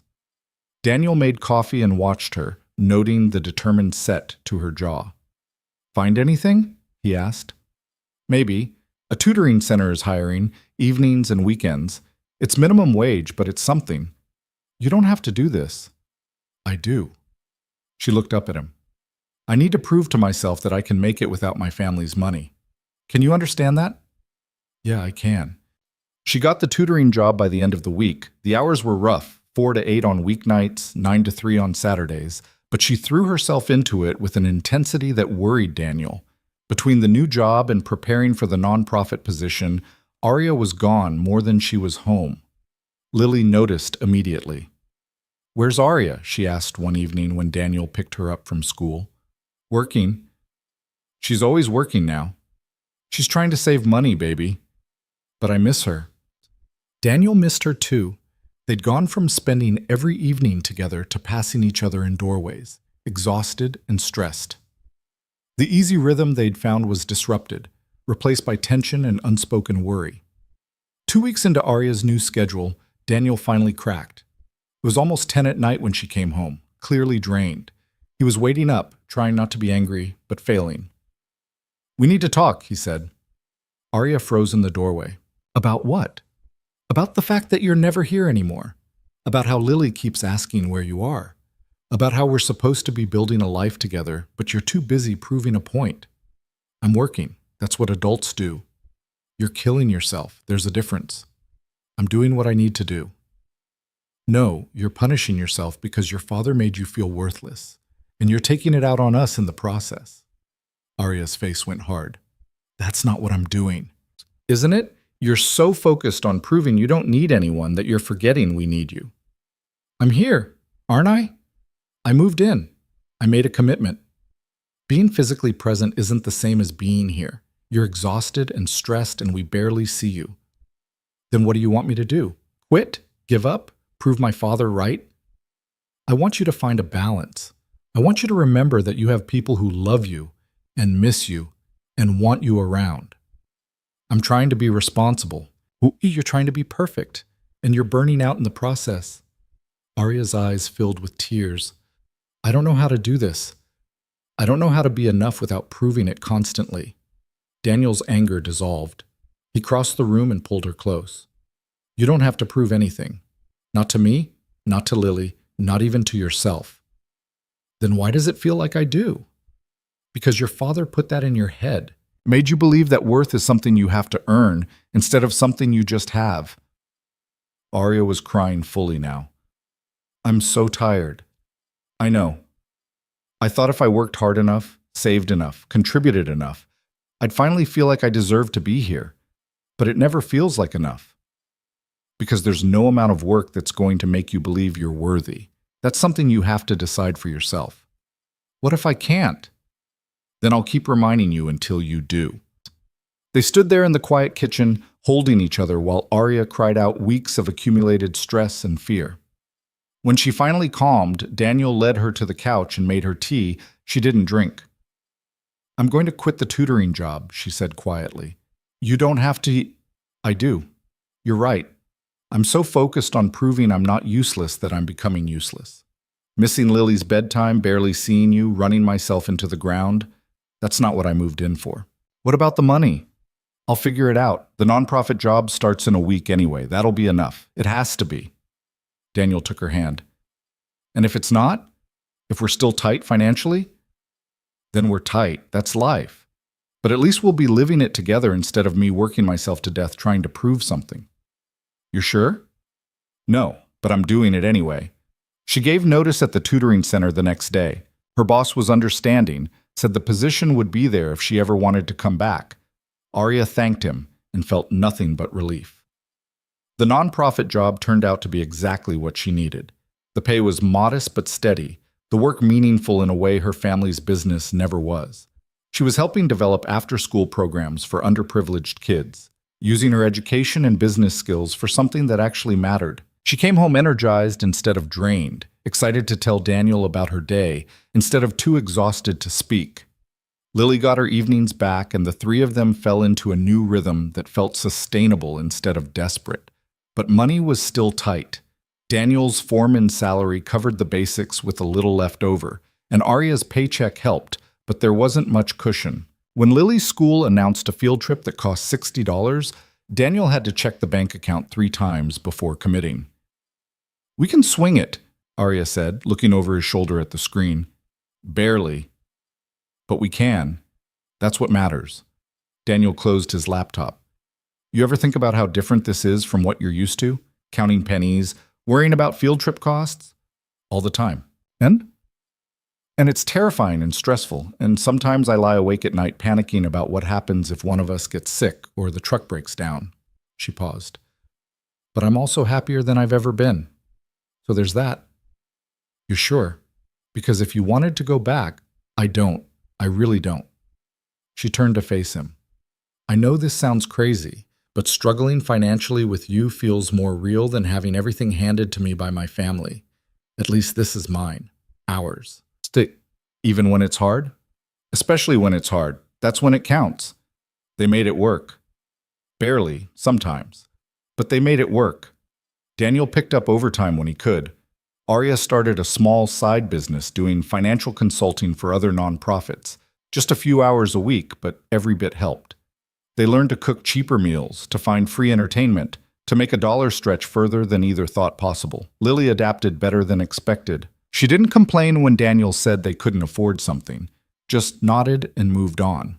Sometimes Daniel wondered if that adaptability was a good thing or a sign that she was learning too young how to do without.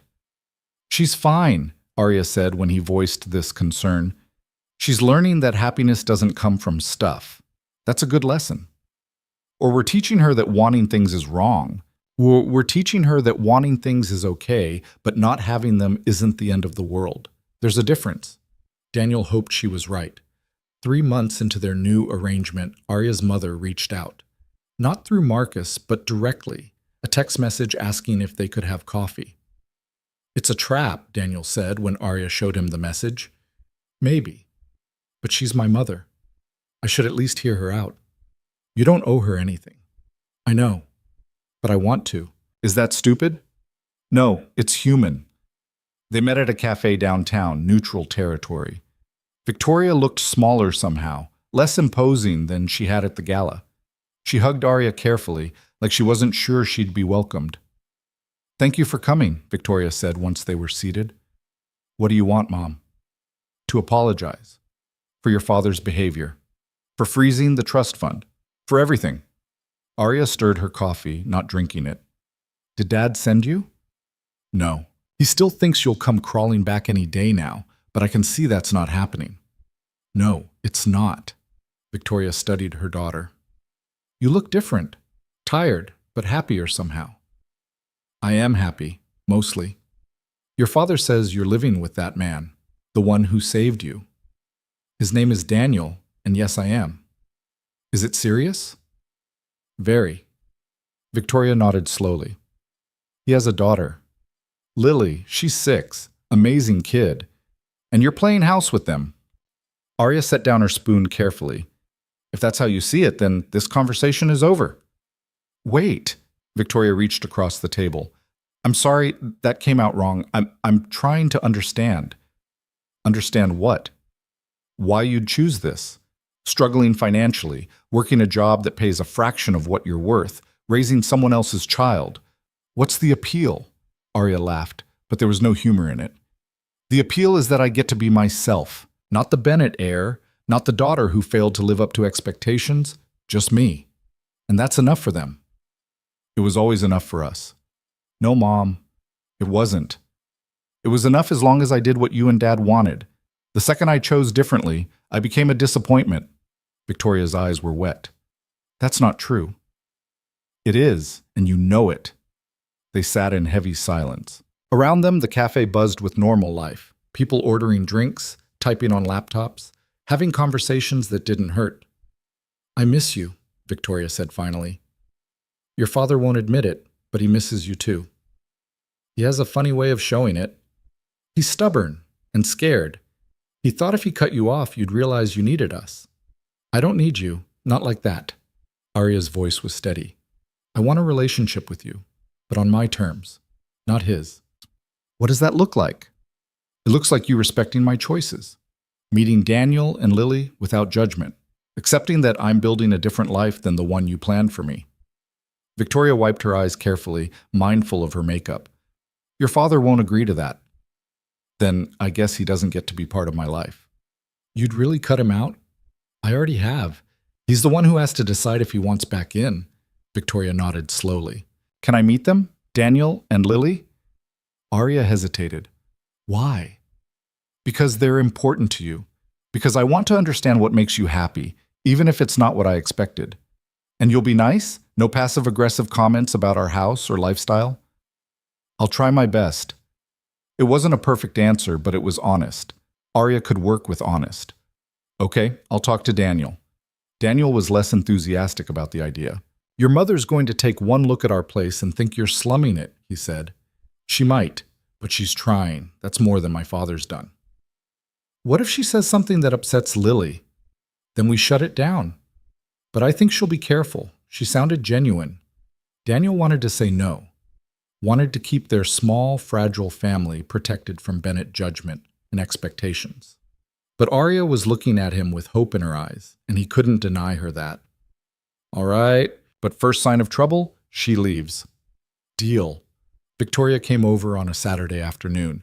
She brought flowers for the house and a stuffed animal for Lily, a fancy thing from some boutique toy store that probably cost more than Daniel's weekly grocery budget.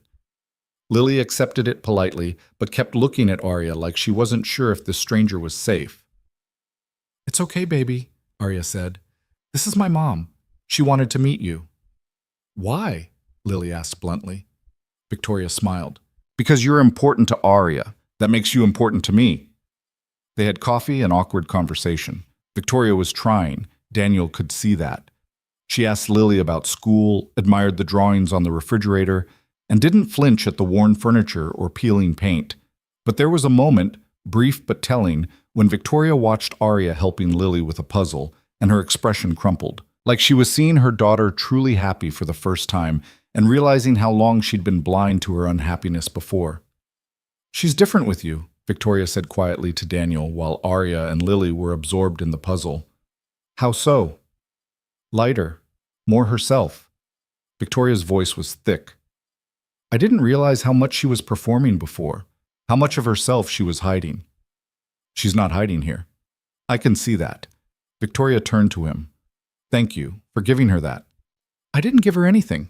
She chose it herself. Still, you made space for her to choose. That matters. When Victoria left, she hugged Arya tightly.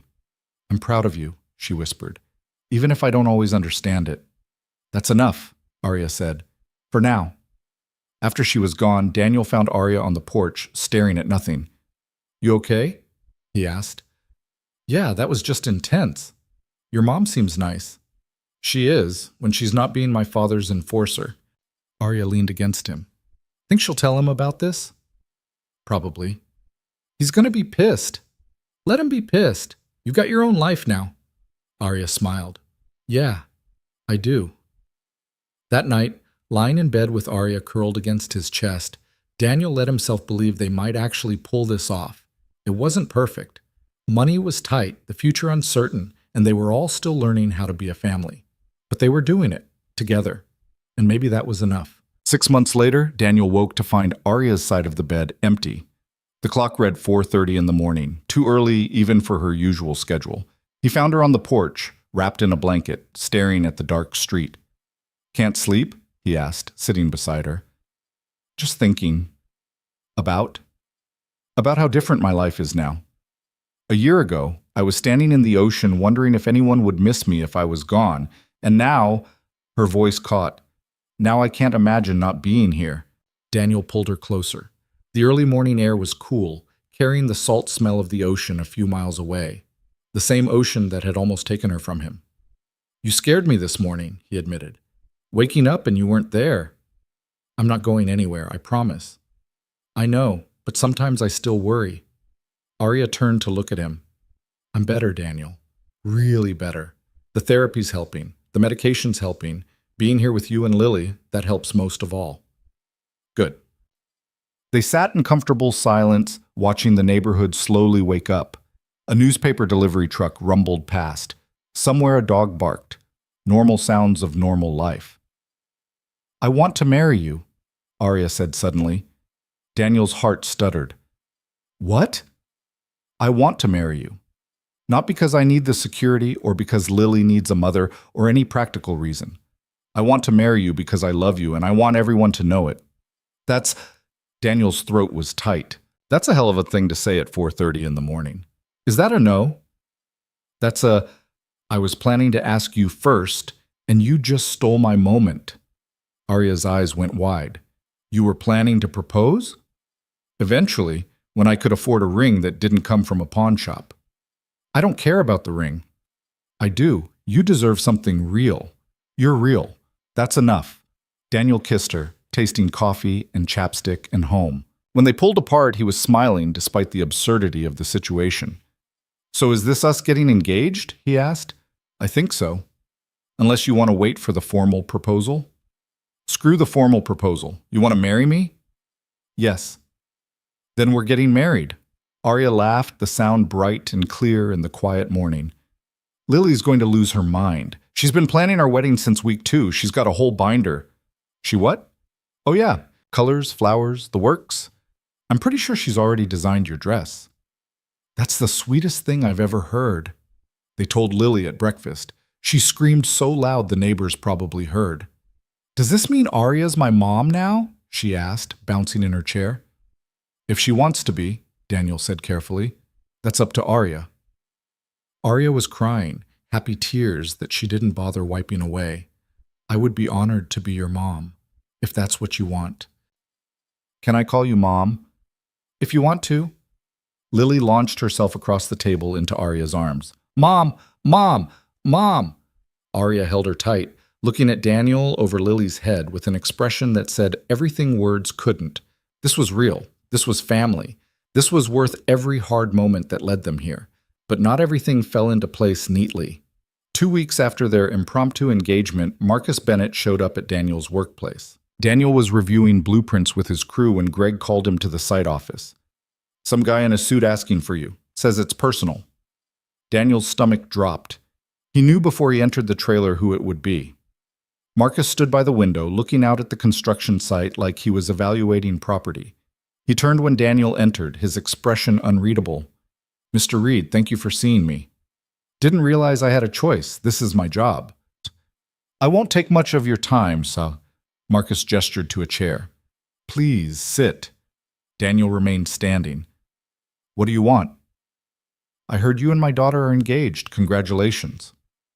"Thanks. I also heard you haven't spoken to her family about it. No asking for permission, no discussion of plans." "Arya's 30 years old. She doesn't need permission." "Of course not." Marcus's smile was thin. "But traditionally, these things are handled with some courtesy to the family. Traditionally, families don't freeze their daughter's trust fund as punishment for choosing her own life." Marcus's jaw tightened. "That was a mistake. I'm here to rectify it." Daniel crossed his arms. "How?" "The trust fund will be restored, full access, and I'd like to offer you a position at Bennett Capital, senior project manager, substantial salary, full benefits, opportunities for advancement." "You're trying to buy me." "I'm trying to provide for my daughter's future, your future together. By controlling where I work, what I do, how we live. By ensuring you're financially stable. Surely you can see the benefit." Daniel studied Marcus carefully. The man looked older than he had at the gala, tired around the eyes. There was something in his expression that wasn't quite arrogance, maybe desperation. "Why are you really here?" Daniel asked. Marcus was quiet for a long moment. When he spoke, his voice was raw. "Because I almost lost my daughter. Because she was drowning in a life I built for her, and I was too blind to see it. And because now she's happy, truly happy, with you, and that terrifies me." "Why does that terrify you?" "Because I don't know you. I don't know if you're going to take care of her the way she deserves, if you're going to love her enough to make up for everything we did wrong." Daniel felt some of his anger deflate. "I love her more than I knew I could love anyone. She and Lily, they're everything to me. Then take the job. Give her stability."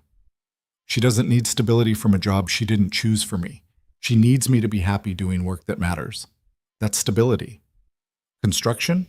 "Yeah, construction. Building things, creating something real with my hands. That matters to me. Taking a desk job at your company just to make you feel better about my income doesn't." Marcus looked genuinely surprised. "Most men would jump at this opportunity." "I'm not most men." "No, I'm beginning to see that." Marcus moved toward the door, then paused. "Victoria told me about visiting your home, about meeting Lily. She said Arya was different there, lighter. She is. I want that for her. Whatever else I've done wrong, I do want her to be happy. Then respect her choices. Let her build the life she wants. Even if it means losing her? You already lost her when you tried to control her. Maybe letting go is how you get her back." Marcus's expression cracked slightly. For a moment, he looked less like a powerful businessman and more like a father who'd made terrible mistakes. I don't know how to do that, he admitted. Start by trusting her, and by trusting the people she's chosen to love. Marcus nodded slowly. The trust fund will be restored by end of business today. And the job offer stands if you ever change your mind. I won't. I believe you. Marcus extended his hand. Take care of my daughter, mister. Reed. Daniel shook it. That's the plan. After Marcus left, Daniel sat in the trailer for a long time trying to process what had just happened. His phone buzzed. A text from Arya. My dad just called. Said he's restoring the trust fund and that he respects my choices. What did you do? Nothing. Just talk to him. He doesn't just change his mind. What did you say? That you deserve to be happy, and that controlling you wasn't the same as loving you. 3 dots appeared and disappeared several times. I love you so much it hurts sometimes. Good hurt or bad hurt? The best hurt. The kind that means something real. Daniel smiled at his phone like an idiot. His 4 men walked by and gave him a look. What? Daniel asked. You're grinning like you won the lottery. Better than the lottery. That evening, they sat down with Lily to discuss wedding plans. She pulled out her binder, actual binder, 3 inches thick, and spread it across the kitchen table. Okay, so I was thinking purple and silver for colors, Lily announced. And we need a flower girl, obviously. That's me. Obviously, Arya said, trying not to laugh. And we need a big cake, like really big, with butterflies on it. Butterflies? Because butterflies mean change and new beginnings. I read that in a book. Daniel looked at Arya. She's been researching. Apparently. They went through Lily's plans, some adorable, some wildly impractical, all of them coming from a place of pure excitement. When they finally closed the binder, Lily was yawning. So we're doing the butterfly cake? She asked hopefully. We'll see, baby, Daniel said. That means no. That means we'll think about it. After Lily was in bed, Daniel and Arya collapsed on the couch. A 3-inch binder, Arya said. Our 6-year-old has a 3-inch wedding planning binder. She's very organized. She's amazing. Arya rested her head on his shoulder. Are we really doing this? Getting married? Having second thoughts? No, just making sure it's real. It's real. Daniel kissed the top of her head. Your dad came by work today. Offered me a job. Arya sat up. He what? Senior project manager at Bennett Capital. Good salary, benefits, the works. And you said? No. Just like that? Just like that. I like my job. I'm good at it. And I'm not going to work for your father just to make him feel better about our income. Arya was quiet for a moment. He's trying. I know, in his own controlling way. But you still said no. Yeah, is that a problem? No, it's perfect. She kissed him softly. You didn't let him buy you. That means everything. The trust fund thing, though, that's good, right? One less thing to worry about. It helps. But we would have been fine either way. Barely. Barely is still fine. They sat in comfortable silence, the TV playing something neither was watching. Daniel thought about how far they'd come from that stormy beach, from those first tentative dinners, from all the moments of doubt and fear. When do you want to do this? He asked. The wedding? I don't know. Soon? I don't want a big production, just something simple. Lily's going to be disappointed. She's got this whole cathedral thing planned. We'll compromise. Something small but special. Make it meaningful instead of expensive. I like that. And the beach, Arya said suddenly. I want to do it at the beach. Where you found me. Where this all started. Daniel's throat went tight. You sure? Won't that bring up bad memories? No, it'll remind me that the worst day of my life led to the best, that drowning led to being saved. That seems worth remembering. Then the beach it is. They planned it for 2 months out. Small ceremony, immediate family only. Lily as flower girl, Emma as her backup for moral support. Victoria said she'd come, though Marcus was still undecided. He's struggling with this, Victoria explained over coffee. Not with you specifically, but with losing control. It's hard for him. I get it, Arya said, but I can't live my life waiting for his approval. I know, and I think he's starting to understand that too. The weeks leading up to the wedding were chaotic in the best way. Lily helped Arya pick out a simple white dress. Nothing fancy, just something pretty that felt right. Daniel bought a new suit that didn't quite fit but looked decent. They ordered a modest cake from a local bakery, arranged for a friend of Greg's who officiated weddings on the side, and tried not to stress about the million small details. A week before the wedding, Sarah called. Daniel was at work when his phone rang, and he almost didn't answer the unfamiliar number, but something made him pick up. Hello? Daniel, it's Sarah. He nearly dropped his phone. Sarah. I know. It's been a while.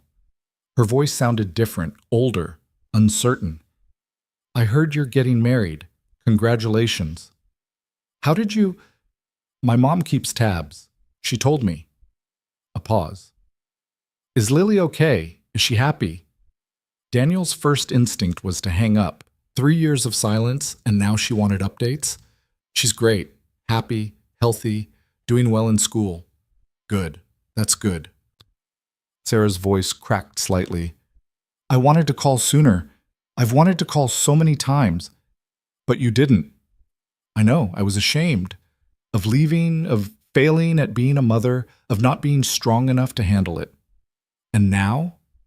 Now I'm in therapy, working on myself, trying to become someone who could maybe, eventually, be part of her life again. Daniel's jaw clenched. She doesn't ask about you anymore. I know. I don't deserve for her to. So why call now? Because you're getting married, and I wanted you to know that I'm happy for you, and that I'm sorry for everything, for leaving you to do this alone. I'm not alone anymore. I know, Arya, right? Your mom told my mom. She sounds wonderful. She is. Is she good to Lily? Better than good. Lily calls her mom now. There was a long silence. When Sarah spoke again, she was crying. That should hurt, but it doesn't. It feels right. Like Lily finally has what she deserves. She does. I'm not asking for anything, Daniel. I'm not trying to come back into her life right now. I just wanted you to know I'm working on getting better, and that I'm proud of you for being the parent I couldn't be. Daniel didn't know what to say to that. Part of him was still angry, still hurt by the abandonment. But another part, the part that loved Arya, that understood how darkness could swallow you whole, felt something like pity. I hope you get better, he said finally. I really do. But Lily's my priority. Keeping her stable, keeping her safe. I can't have you coming in and out when you're feeling good only to disappear again when it gets hard. I understand. I'm not ready yet anyway. Maybe someday if you think it's right. Maybe.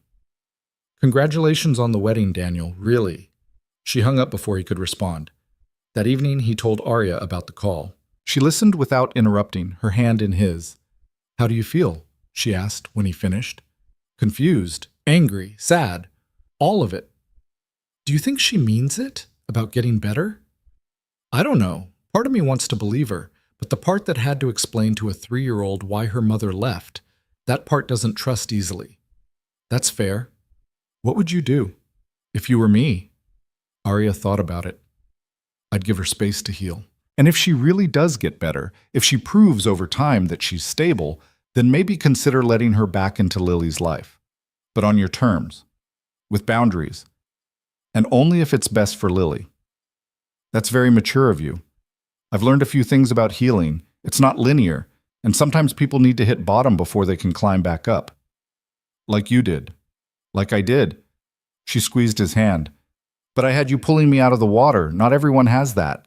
Should I tell Lily? Not yet. Let her enjoy the wedding without that complication. If Sarah proves she's serious, then we revisit it.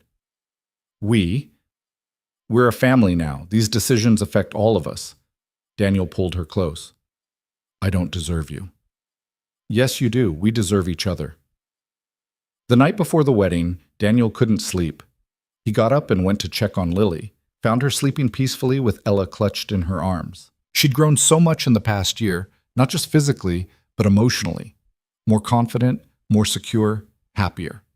Arya found him standing in Lily's doorway. Can't sleep either, she whispered. Too much in my head. They went to the porch, their usual refuge. The night was clear, stars visible despite the city lights. Nervous about tomorrow? Arya asked. About marrying you? No. About everything being perfect? Yeah. It doesn't have to be perfect, it just has to be us. Daniel took her hand. A year ago, I was barely keeping my head above water, working too much, worrying about Lily, trying to hold everything together alone. And then you showed up, literally drowning, and somehow saving you saved me too. We saved each other. Yeah, we did. He turned to face her fully. I know I'm not easy. I'm stubborn and overprotective, and sometimes I push people away when they get too close. I know, I've noticed. But you stayed anyway, even when I gave you reasons to leave. Because leaving was never an option. Not for me. Why? Arya smiled. Because you saw me. The real me, not the Bennett heir or the poor little rich girl. Just me. And you thought that was enough. It is enough. It's everything. They held each other in the darkness, the neighborhood quiet around them. Tomorrow they'd stand on a beach and make promises in front of the people they loved. But this moment, just the two of them under the stars, felt like the real promise. The one that mattered most. The wedding day dawned clear and bright. The beach was perfect, not the same spot where Daniel had found Arya, but close enough to feel meaningful.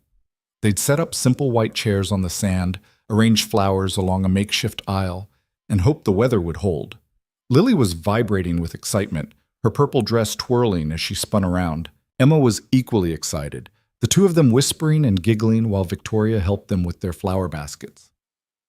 Victoria had thrown herself into helping with the preparations, making up for Marcus's absence. He'd called that morning to say he couldn't make it. Business emergency. Arya had tried to hide her disappointment, but Daniel saw through it. He'll regret it, Daniel said quietly. I know, but I'm done waiting for his approval. Greg showed up early, bringing the crew from work. They'd insisted on coming, said Daniel was family. It moved him more than he wanted to admit. When it was time, Daniel stood at the altar with his hands sweating and his heart pounding. The officiant, a kind-faced man named Robert, gave him an encouraging nod. Music started playing from a small speaker. Lily came down the aisle first, tossing flower petals with dramatic flair. The small crowd laughed. Emma followed, more reserved but clearly delighted. Then Arya appeared. She was walking alone. No father to give her away, because she'd decided she was giving herself. Her simple white dress moved in the ocean breeze, her dark hair loose around her shoulders. She wasn't wearing much makeup, didn't need to. She looked beautiful and real and absolutely terrified. When she reached him, Daniel took her shaking hands. Hi, he whispered. Hi. Her smile was watery. I'm so nervous. Me too. We're really doing this. Yeah, we really are. Robert cleared his throat. Dearly beloved, we're gathered here today. Wait! A voice called from behind them. Everyone turned. Marcus Bennett was walking across the beach, still in his business suit, looking completely out of place and absolutely determined. Sorry I'm late, he said when he reached them. Traffic was terrible. Arya's eyes filled with tears. Dad, I'm sorry, sweetheart. I was afraid. Of losing you, of not being enough, of everything. He looked at Daniel. But Victoria helped me understand that I'd already lost you by trying to hold on too tight. So I'm here. Late, but here. Thank you, Arya whispered. Marcus kissed her forehead, then shook Daniel's hand. Take care of my daughter. Always. Marcus took his seat next to Victoria, who was crying openly. Robert tried again. Dearly beloved, he smiled. Let's try this one more time. The ceremony was short and sweet. They'd written their own vows, keeping them simple but honest. Daniel went first, his voice rough with emotion. Arya, a year ago I pulled you out of the ocean, but the truth is, you pulled me out of something too, out of loneliness, out of just surviving instead of living. You showed me that letting someone in doesn't make you weak, it makes you stronger. I promise to love you on the hard days and the easy ones. To be your partner when you're strong and your support when you're struggling, and to never ever let you feel like you're drowning alone again.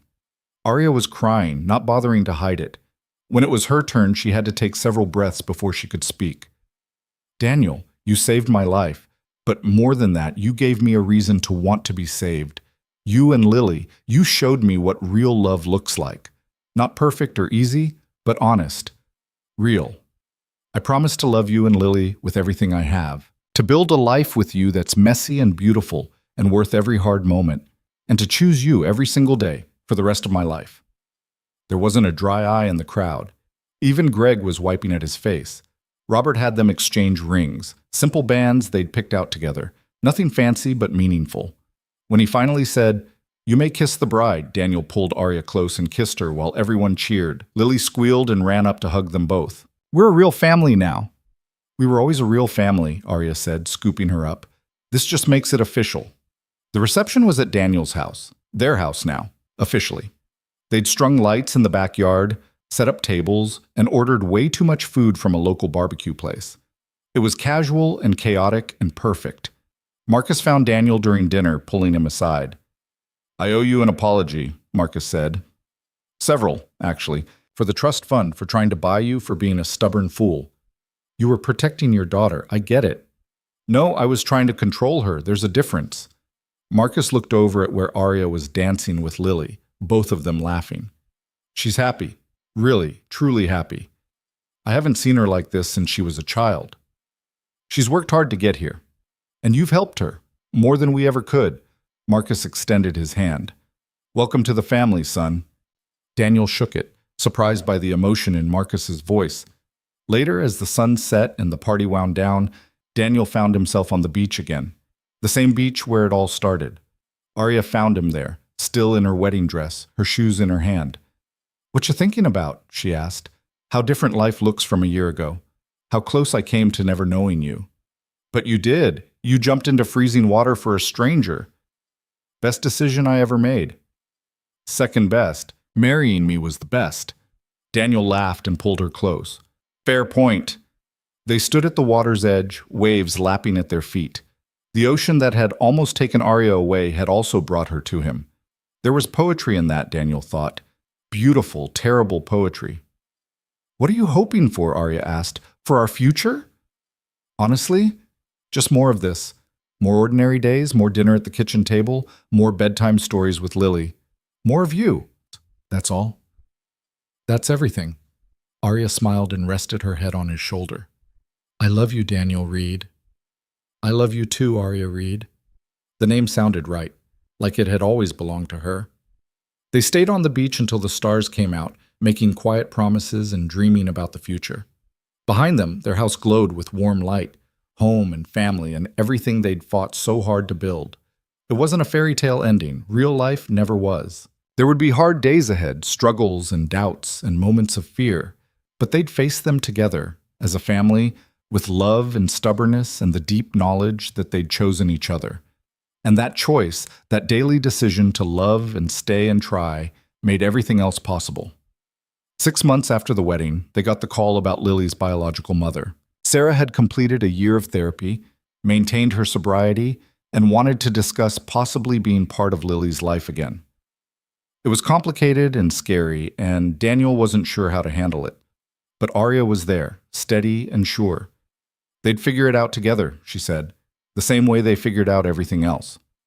1 year after the wedding, Arya's nonprofit received a major grant, expanding their programs to 3 more cities. She came home glowing, excited in a way that had nothing to do with money and everything to do with purpose.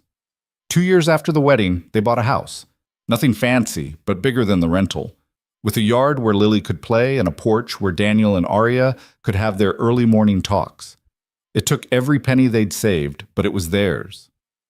3 years after the wedding, Lily stood on that same beach and told them she wanted a little brother or sister. Daniel and Arya looked at each other and smiled.